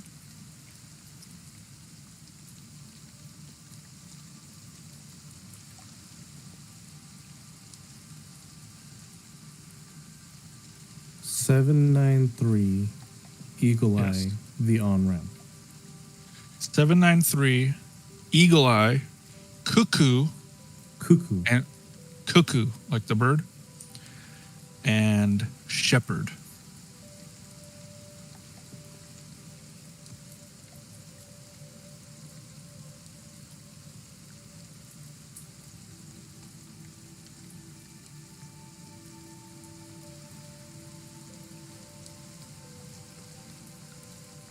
Okay. You need me to write it? Just give me this, let go of it. Let me use it. I was like finger fumbling, and then I was like seeing everyone's cursors. I was like, oh god, the place is on. The silent judging is very much obvious.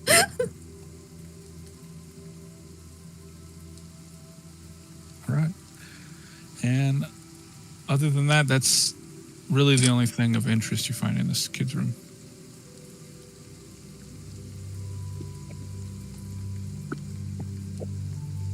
Like, I'm gonna be honest, I like that you didn't know how to spell it because it makes me feel normal for spelling the wrong heroine. Yeah.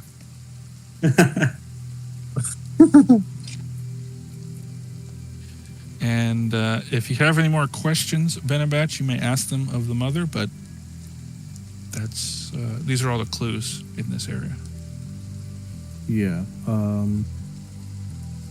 So he had pay stubs only from one place. Yeah, it's some kind of hospitality, like some kind of restaurant catering service thing. Oh, okay. So he could have been at a like all night job. Yeah, so like what you're led to believe is he really is a waiter for banquets and things like that. Yeah. Yeah, because the mom said he worked like odd hours, so Yeah. something. So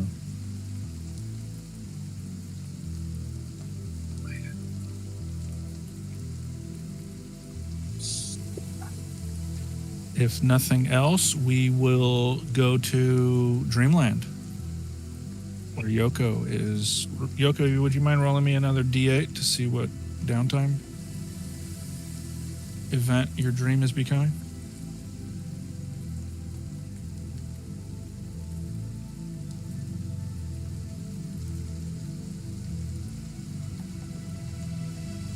Oh, she's gone.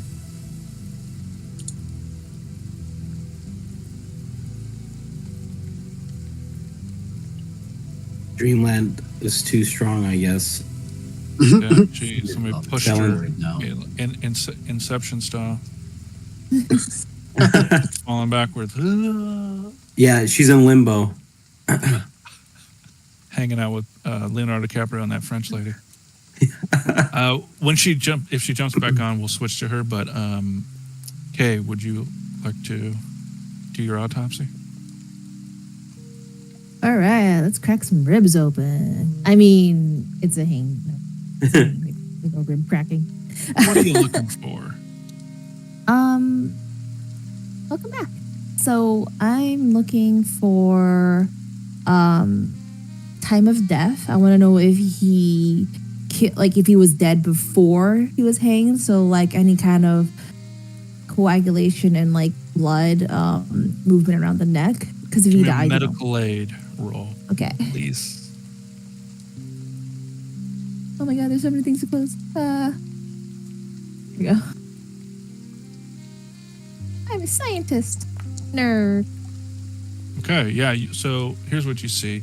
You see scratch marks around his neck. You see skin and dried blood on his fingernails. You see severe bruising around his neck. As far as time of death, it looks like he's been dead for days.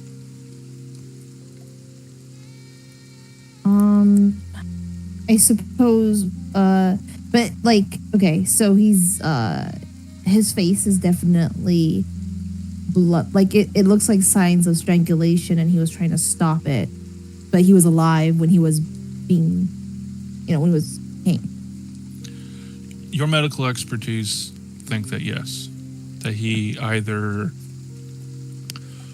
was hanged against his will, or maybe he had a change of heart and tried stopping the hanging, but those wounds around his neck, the claw marks, were self-inflicted. Yeah, that's complicated because some hanging victims like do get. Oh man. Okay. I relay this to the team. Once the channels are clear, I'll be like, hey, I'm doing the autopsy. Richard's either had a change of heart or someone else did this to him because there are scratch marks around his neck where the rope was.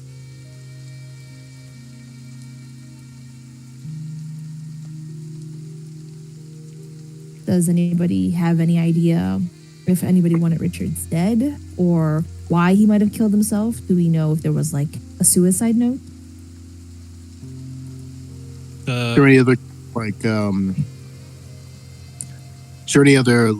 cells or hairs underneath his fingernails, or is it only his own blood and skin? Yeah, just his. That might take a. Okay.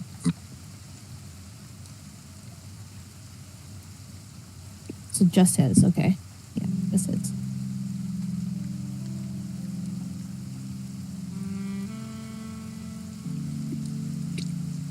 What do his knuckles look? I check his knuckles. His knuckles look like he was in a fight, but you do not see any hair or skin of other people. Mm-hmm. Good questions. What else would he? That crazy thing where you take out his eyeball and you put it through one of those lights to see what he last saw. If you do check his right eye, he was a human. He was not a replicant. There's no barcode. Okay. I'll put that in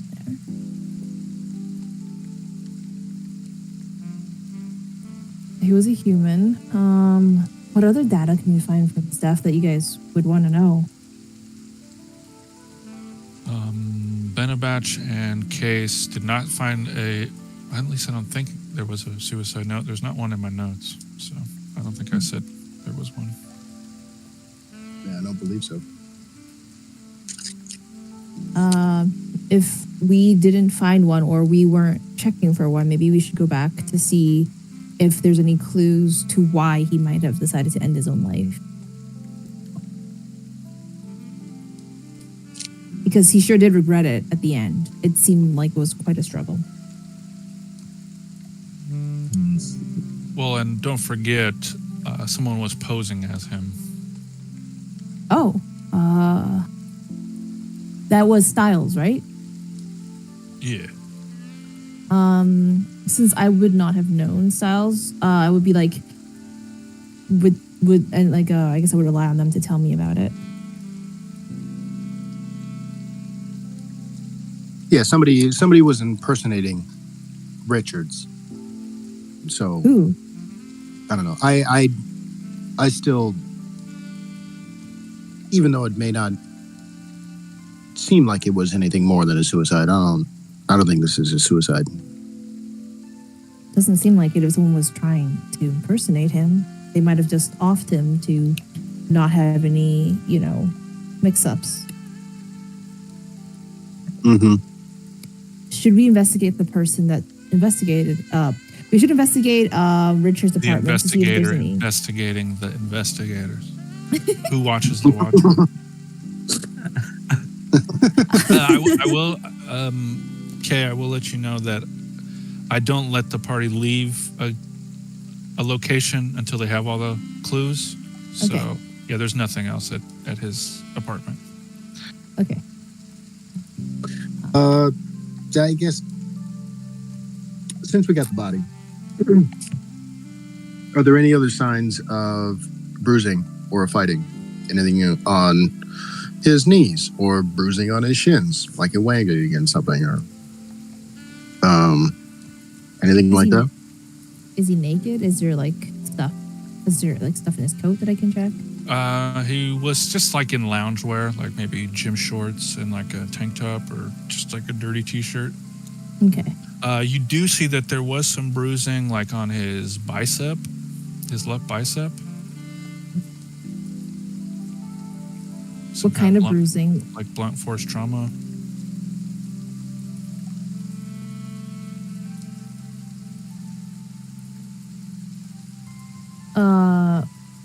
What, will the shape let me know what hit him, or is it just a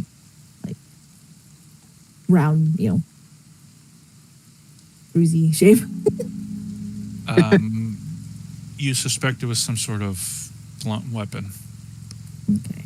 Or maybe he fell on a table or fell skateboarding or something. So he has a bruise on his left bicep that looks like it was from blunt force trauma. I really am starting to think that somebody attacked him and strung him up.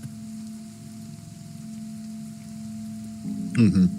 You guys should investigate. Okay. Or put him in a situation where he had to hang himself. I suppose, but then would he still struggle in that situation?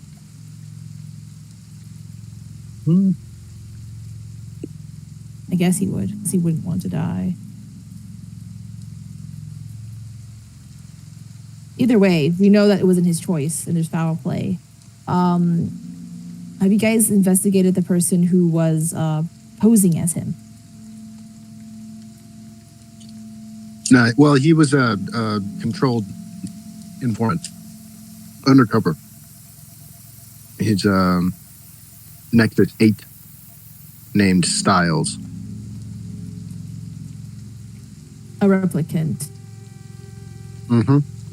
And when you say controlled informant, were you guys the one that asked him to do this, or? No. So a couple months ago, we picked up Styles in an unrelated investigation. He's in the replicant underground, and somebody higher up the food chain in Rep Detect turned him into a snitch. Okay. And this in world building general, Styles is a Nexus 8, and any replicants that aren't a Nexus 9, as far as I know, are supposed to be retired, pretty much on site, I think. Oh. Yeah, that's true. And why haven't you retired him? We brought him in, and then we didn't, and then I guess other people thought he would be more useful, serving some other kind of purpose. But yeah, we need to have a conversation with his handler. Yes, because replicants cannot hurt people. So definitely somebody else that did it. Okay. You know who his handler is, or no? We'd have to. Well, somebody involved with LAPD. Yeah. You know, You guys can find that somebody out. it's his case file.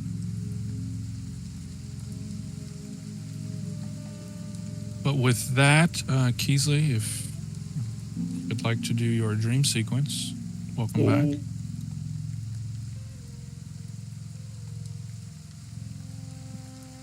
We lost him again. Sure. Welcome back. Would you mind rolling me a D8 so we can see what alleged downtime you're having?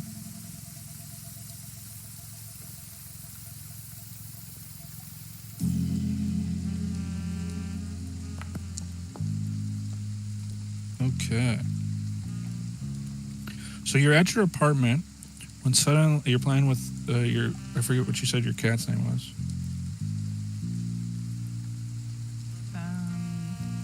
Leonidas or Gizmo. something like that? Gizmo. It's Gizmo. Close one. Yes, Leonidas is a good one. Anyway. That's us. Okay, yeah. So as you're playing with your cat, the buzzer to your apartment goes off, and Agent Cooper's there. He's trying to get you to buzz him in, but he's distressed. Yoko, I need help. I'm in trouble. She'll let him in. And it's, a dream. So as soon as you buzz him, the door's open. He's in there.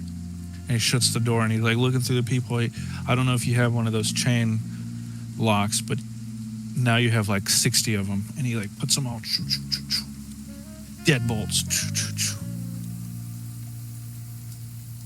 Yeah, she undoes them super fast. For doxy speed. Nice. And Do not open that door. He's inside. And he's looking out through the people like somebody's outside your door. why? They found me. They're hunting me. They're hunting you. Who's they? He goes to tell you, but it's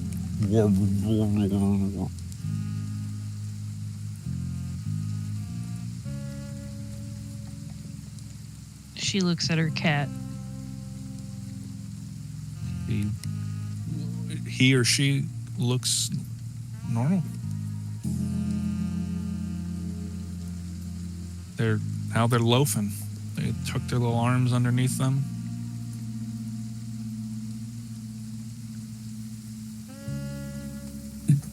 Yoko looks at Gizmo like, yo, you catching this? You understanding this? You translate? I got nothing.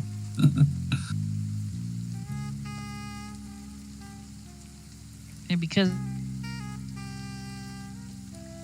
Because what?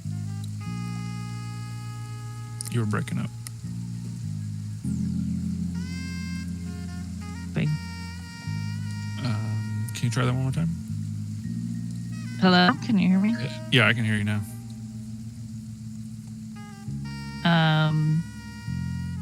She just feels like the cat's posture's more significant.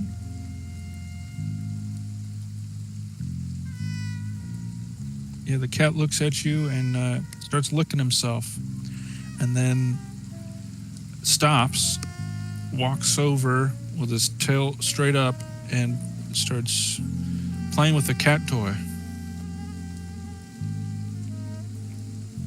But it's a cat toy you've never seen before, or you don't remember buying. She goes to pick it up and she shows it to her significant other. Well, as you pick it up, you notice that it is an eagle, a humanoid eagle plushie wearing like military camo outfit. And it has a sniper rifle. But this is all like plushy. And then Agent Cooper, oh my, no. Where did you get that? I don't know. We got to get rid of this Why? because they know. She's going to start tearing the little toy apart. Okay. You tear it apart, and now it's suddenly as if it's like made of origami. She tries to unfold it.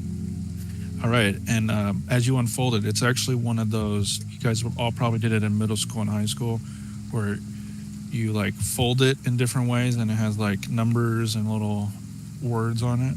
Fortune tellers. You guys ever do those? Yeah. Yeah, I remember those back in the day. I forget what they were called though, but yeah. They're fortune tellers. Basically fortune tellers, yeah. Casey, Dang you it, did those? It's like a Yeah. dang. All right, so Yeah. yeah, it's one of those. So you see, when you look on it, there's 4 of them, 4 numbers. 2793. So what are you gonna do?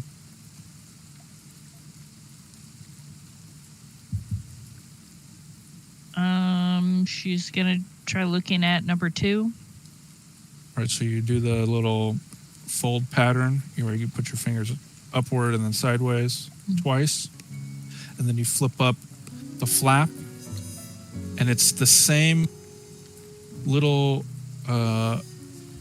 excerpt that was on the Pearls Before pamphlet. Goodbye.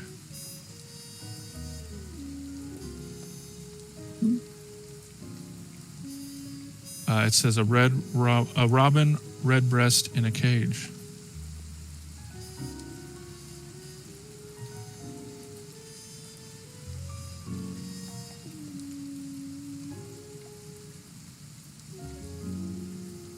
She asks him if this means anything to him.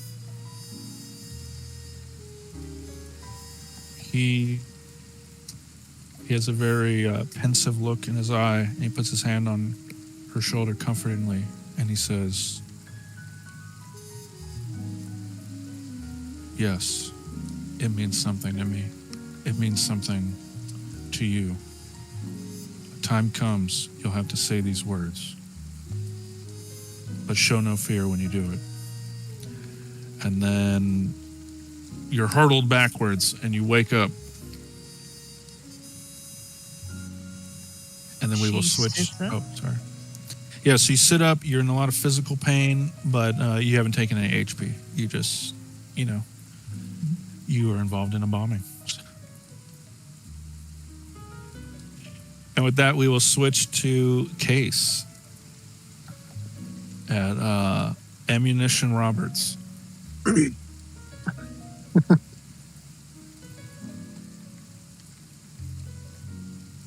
Yeah, Case will get out of his spinner, straighten his tie, and head in.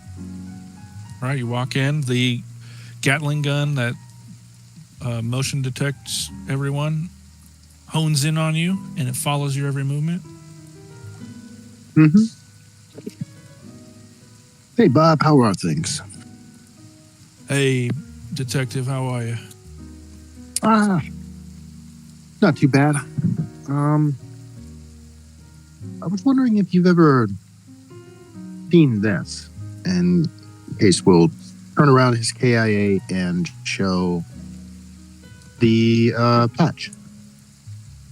Little photo. Yeah, that's Eagle Eye. Eagle Eye, huh? Oh, yeah. What can you tell me about him? Well, I don't know the guy, but he's a pretty infamous hired gun.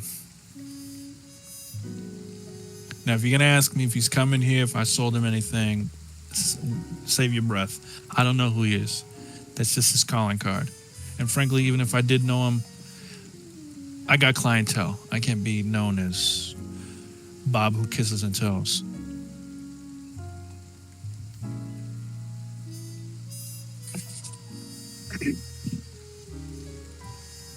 Come on, Bob. can trust me. It's your civic duty. Hey, you know what? My civic duty ain't gonna help me sleep at night, but I can tell you some stuff that I'll sleep just fine telling you.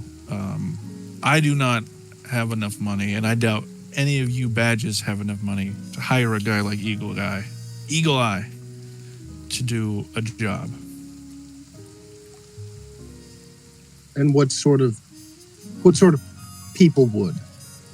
The people with a little deep pockets.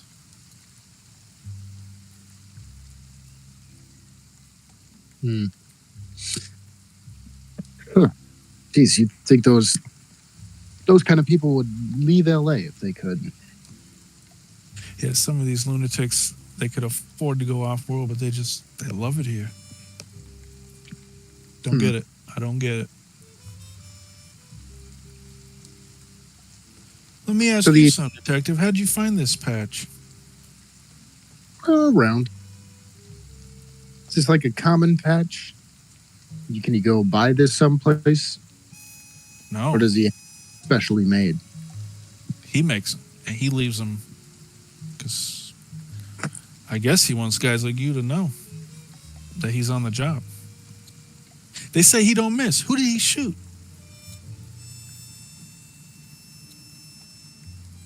My guess is it was a bullseye, whoever he did shoot. Hey, tell me I'm right. Yeah, I see you smirking. He was, didn't he? I mean, hey, it wasn't an incredible shot, but it was a shot. Wow. But yeah, Detective, I would say find any really, really wealthy people who maybe have a grudge against whoever Mr. I or Mrs. I don't know. Whoever he shot, and that might lead you in the right spot. Well, I feel like you've helped me as much as you can. I understand, you got to remain in business. I'm just glad that we could keep an open dialogue. I'm not trying to step on toes, and, you try to give us a heads up if somebody's gunning for us. If they come my way, if they're using firearms, I will definitely give you a heads up. Because by the looks of it, you don't look too good. You in a car accident or something? Yeah, something like that. Well, keep your eyes on the road. I'll try to. Anything else? Anybody have any questions before I leave?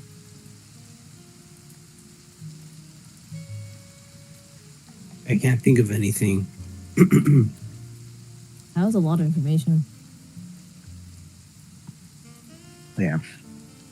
All right, Bob. See you around. All right, Detective. Stay safe. All right, we can move to shift 1 of day 3. We will be ending pretty soon, so if you guys want to hash things out, or tell me what you want to do, I'll probably let Keesley get one more location in since she set out. But how do you guys want to handle shift 1?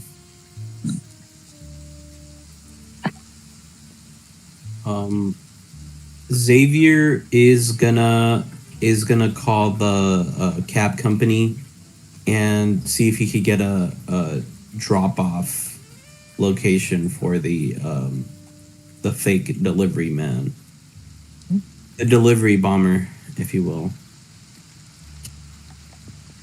Yeah, so we can do that pretty quickly. Yeah, the address they give you is Moonlight Heights, apartment 1304, Sector 4, Chinatown. Say that again. Moonlight Heights. Apartment 1304. All right. Sector 4, Chinatown. All right. Oh, I have that note on his name tag. Oh, you do? Yeah. Oh, okay. Little comment if you could look at. Let me see. I closed the card already, so that's on me. It's a Miro. But is he played by the hologram doctor from Star Trek Voyager, Robert Picardo? I don't know who that is, but I'm going to say yes. Look up Doctor from Voyager. He looks very, very similar.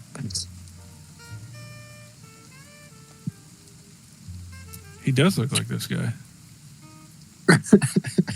Yeah, it's Robert uncanny. Picardo. Especially in the one where he's like looking over his shoulder. Yeah. Right.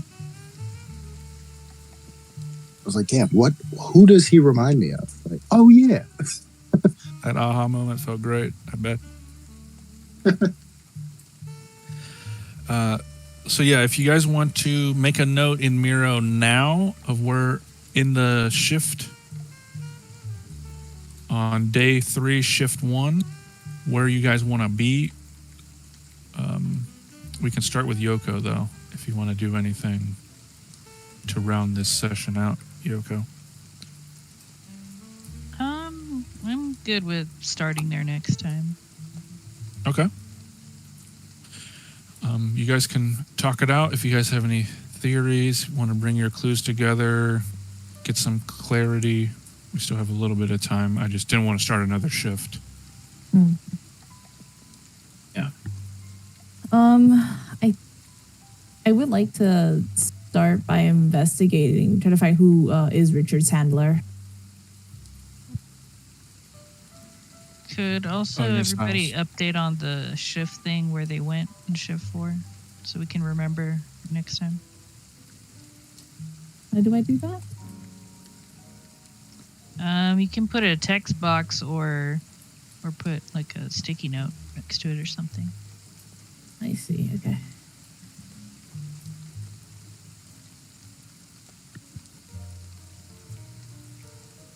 And that would be on day 2, shift 4? Yes. And I would recommend planning what you want to do for shift 1 after you guys have filled that out, just so we can remember. Because I don't think there's a holiday. The text Wait. box was so... I was like, what the fuck? Where am I typing? Yeah. Yeah. Wait, where are you guys? I had to zoom in. Where are you guys seeing? Is this within Forge or is this like? Oh, it's a Miro. Miro. Yeah. MIRO? I'll send you the invitation link. Okay, cool. I must have missed that.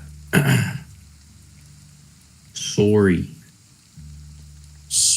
Hey, speaking of Canada, I heard this crazy law they have in Quebec where all the packaging has to be English and French. So some D&D hobby stores are going out of business because some RPGs don't have French or paint doesn't have French. It's really hard because, it's not illegal per se, but it's highly recommended, and it's not. People don't usually like it if it doesn't have both. It's a requirement. Yeah, they gotta... The Quebecois are very protective of their culture. Yes, it was insisted by Quebec. It's not as restricted, it's not as highly enforced in other provinces, but in Quebec especially, if you do not have French on your products, you're not getting sales. That means I got to make the mega structure in French so I can get it sold there. It's funny, from what I hear, the Quebecois French is actually like an older dialect of French. So people from Quebec and people from France, although they are both speaking French, the way they speak it is incredibly different. Very much so. You would not be able to understand. It's like trying to understand New Orleans English. Oh, so I was gonna say, It's not as far as like English to like Old English. No. It's like butcherized hillbilly slang French. So Yeah. Appellation. I'm not even like that's exactly like how it's described to anybody who speaks like even like Haitian French, Parisian French, what's the other South there's a South African French? I don't know. But other French countries and even in other French dialects, they'll say something in a full sentence like I'm going out to eat. And then Quebecois would be gonna eat. Me go eat. Gonna eat. Me No, like food. like it, literally they chop away everything else and says gonna eat. Go And that's eat. But you take that and you like multiply it by like 1,000 times. It's like, you know, like again, like the best way to do it is that New Orleans thing because they have an accent. They have a really weird terminology and slang for everything. And it's like, me gonna eat some grub now or something like that. I don't know, New Orleans. But yeah, it's yeah. And they call like I believe it's pronounced Different. Nolans. Oh God. You know what's funny? I'm pretty sure the French speaking community in Quebec and like, you know, Cajun French, you know, speakers in Creole. yeah, I think they're both technically descended from the same group of people that left France. I think like the Acadians, I think was their, but yeah, I'm sure they're not mutually intelligible. honestly, I believe Yeah. that. But yeah, Or I don't know if yeah, it's that's- yeah. They are. And it's really like so one of my friends, his son just passed a French aptitude test that will let him go to any French school in the world. And it's a very like the French are really proud of their languages. And Oh yeah. the thing is he did the written stuff perfectly. It was the oral that he failed at for 50% because he learned Quebecois and not Parisian French. And it was god awful to say the least. And I lived in Europe. I know a little but I know enough French to like understand a few things. They can speak it, and I don't know what the hell. I can't. They pronounce certain things differently. I can't follow them. Wow. Well, if you want to hear Well- some Quebecois, I threw a video up in the Blade Runner General. This is pretty Oh my wild. God. I was just listening to that. It's a classic. But yeah, God. once I'm done with making it in English, I'll make Legrand structure. Anyway, so where are you guys all? Where are you guys going to begin? Shift 1, day 3. Inigo, where's Benabatch going to be? Say that again. I was watching the video. When we start next time, where's Benabatch going? So from here, yeah, since that kid wasn't there,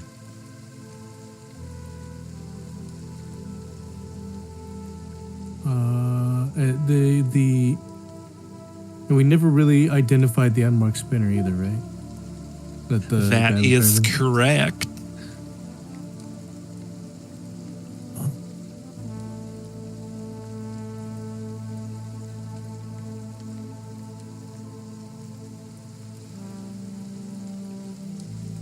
Yeah, then I'm gonna go.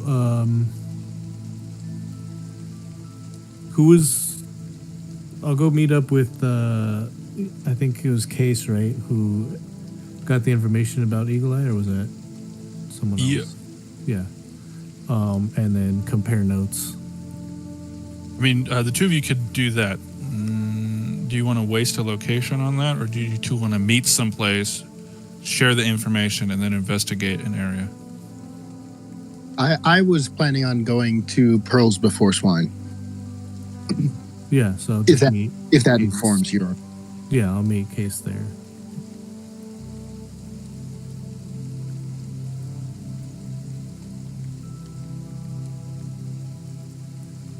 Yeah, I need to see if I have another vision. Some cheeseburgers that don't want to be eaten.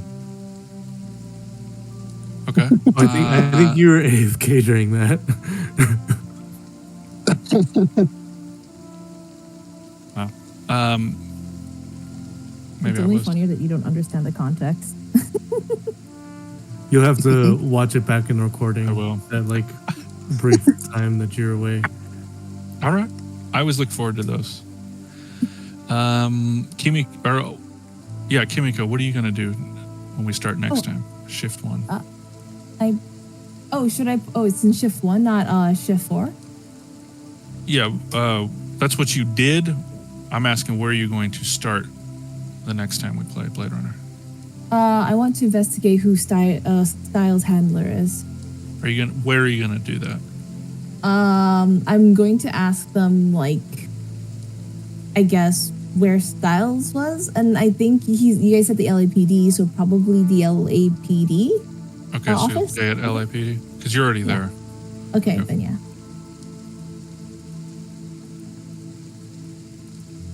Or LPD, as they say in the video game, which fucking drove me up the walls every time.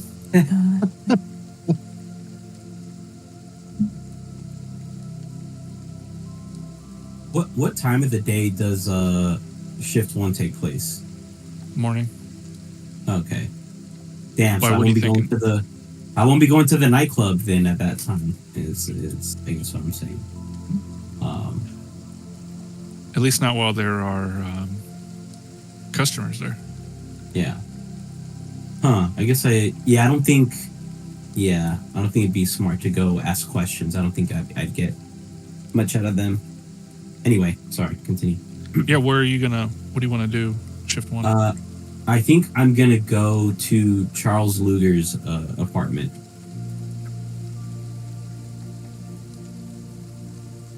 And try to question him. Well, ideally apprehend him. I think I'm just gonna go ahead and apprehend him. I think Shoot his ass? maybe not that. I think I think Xavier's learned his lesson. Okay. Yeah.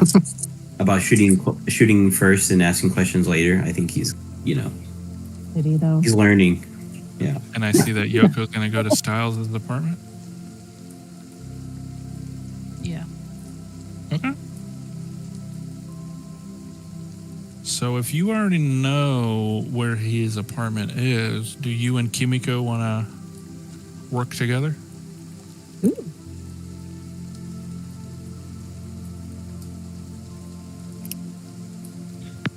Sure. Yay!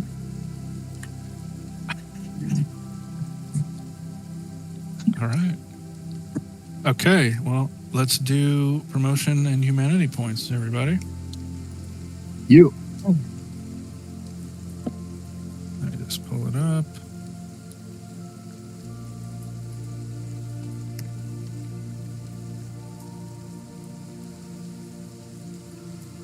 Okay, and Kay, everybody gets these. You share them. Occasionally, I may give you one just for yourself if you did something pretty exceptional, but for the most part, everyone shares these. Okay. I mean, you all get the same amount.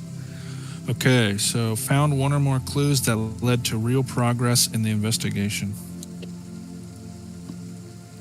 I'd say yes. Which one? For example, The hanging. why am I hearing music? Sorry. Something crazy. We found that barbecue house flyer. There's a couple things. For example, we found out who the delivery man was, where he stays at. We found out who DeMarco is. Well, I guess I found out who DeMarco is. You guys probably already knew. But we found out where he frequents, where he's gonna be for definitely at that gala for the replicant painters. Okay. Yeah. That works. Tactics. Can't afford Eagle Eye. Yeah. Revealed one or more fugitive Nexus 8 replicants and reported them to the RDU.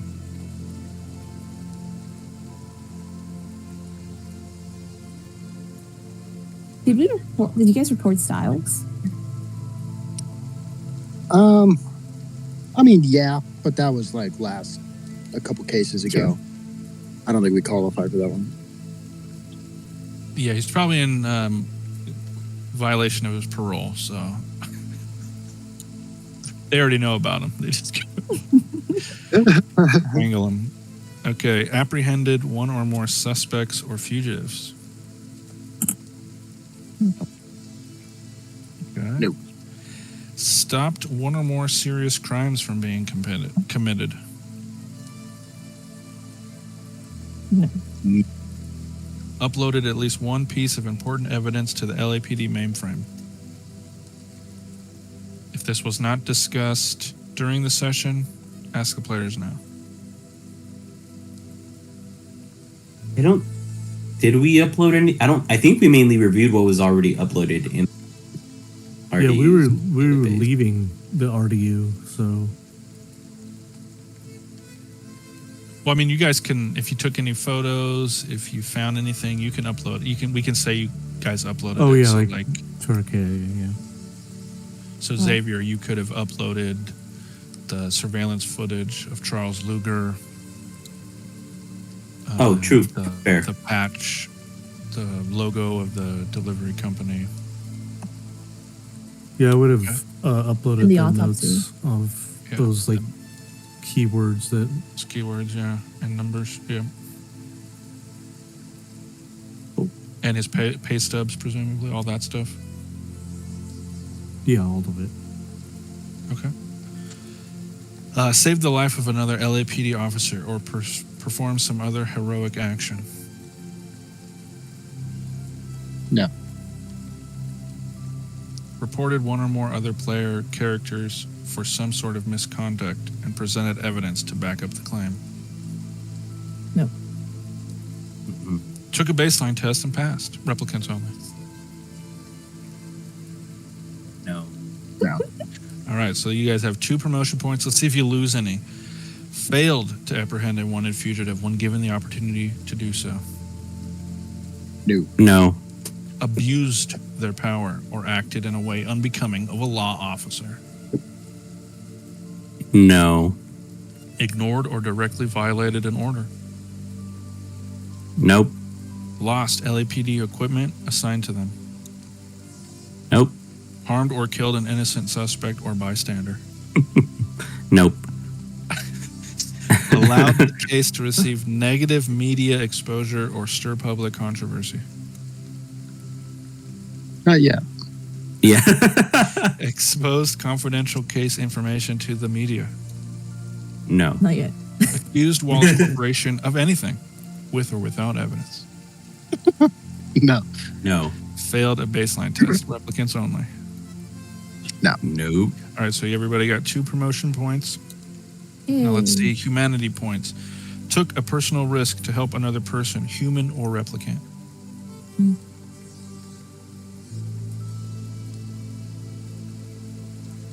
No. Okay. Yeah. Connected to someone, human or replicant, on a personal level. I think I wanted- Xavier did. I mean, I was gonna say just the fact that we kind of got a glimpse into the dreams of our colleagues, kind of builds a connection. I mean, I guess you were probably assuming that like on my downtime when I was about to propose, that could be that would count. So yeah, let's say yeah. Yeah, but the looking at their key memories is a better reason. So yeah, there's Use of one. that. Yeah. Okay. Learn something significant about someone's life. Yes. We learned that Sky came from the trash dump. Okay. From the gutter. Yeah. Yeah, I mean, you guys peeked into their key memories, so yeah, you learned some stuff. You might not understand it, but so that's 2. Yeah. Case was about to say, like, you didn't grow up here. Like, we didn't grow up, dude. These aren't real memories. These are fake memories, man. Get yourself together. Fake memory. You should be trying to grab Benabatch's gun and try to get him to retire you. We're obviously, like, off the rails here. Look, I open this book. I can't read any of the words inside. I know I'm dreaming. Why do you Okay, think try it's to dream? talk someone down from committing a crime, no matter successful or not. Do eating burgers count? Not at all. Put Learn the burger something that down. made them view the world differently.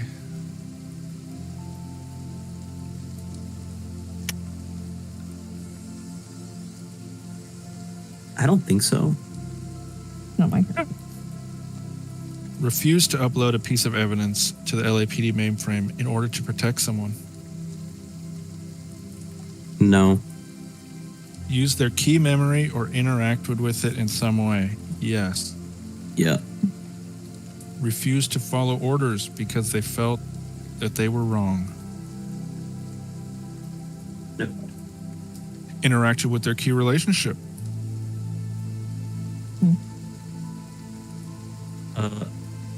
Yes. Yeah. Yeah. Played one or more scenes of downtime.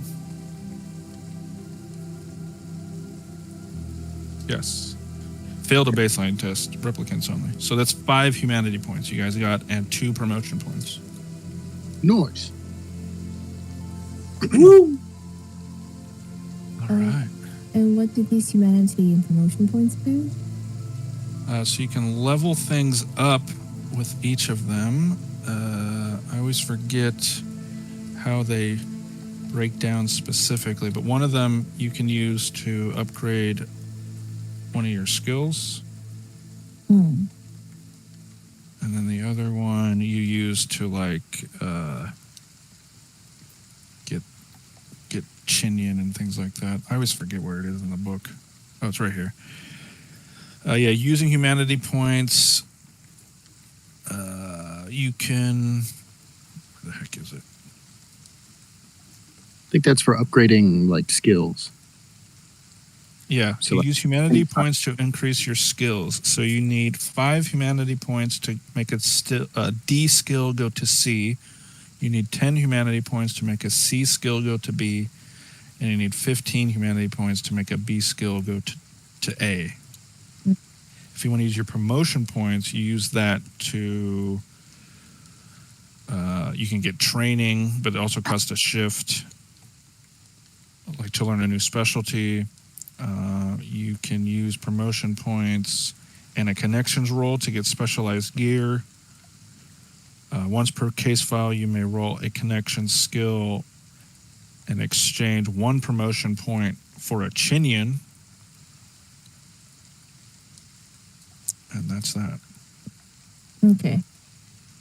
Yeah, and Chinian is like money, kind of. Okay. Yeah, it's like an abstract kind of concept of currency. But yeah, we use Chinian to buy like equipment, right? Pretty much. Yeah, or Yeah, bribe. like or bribe people. If you want to buy stuff from Bullet Bob, he only takes Chinian. And I think he has a wider selection than what's available at RDU. Okay. Yeah. And I I'm gonna think actually- RDU also doesn't. You don't pay Chinian at RDU, but you do pay promotion points. Yeah. And you have to give If it it- back. If it promotion points and you have to give it back, and if it's something that's like out of the ordinary, like you would like if it's just like normal police stuff, I think you get that for free. But if it's like oh, I want a Gatling gun, then you're gonna need to pay a promotion point for that. Yeah, like if you want to rent, like they have different spinners. Like there's one that's like an SUV. If you guys wanted that, you need a Chinian. Or I mean a promotion point, whatever it is. I closed the book already, but... All right, everybody, thanks. I know it's been a while since we played, but I appreciate everybody's patience. It was really awesome. Yeah. I'm glad you had a fun time. Yeah, This has got before- me. I'm sorry. Go ahead. Go ahead. I don't know. I was gonna make an off-topic comment. I saw a movie yesterday that I had been sleeping on, but yeah, no, go ahead. How to Train Your Dragon live action? No. Little No, but Mermaid I'll live say I'll action. save it to the end. Yeah. I was gonna say, now this is fan theory. I think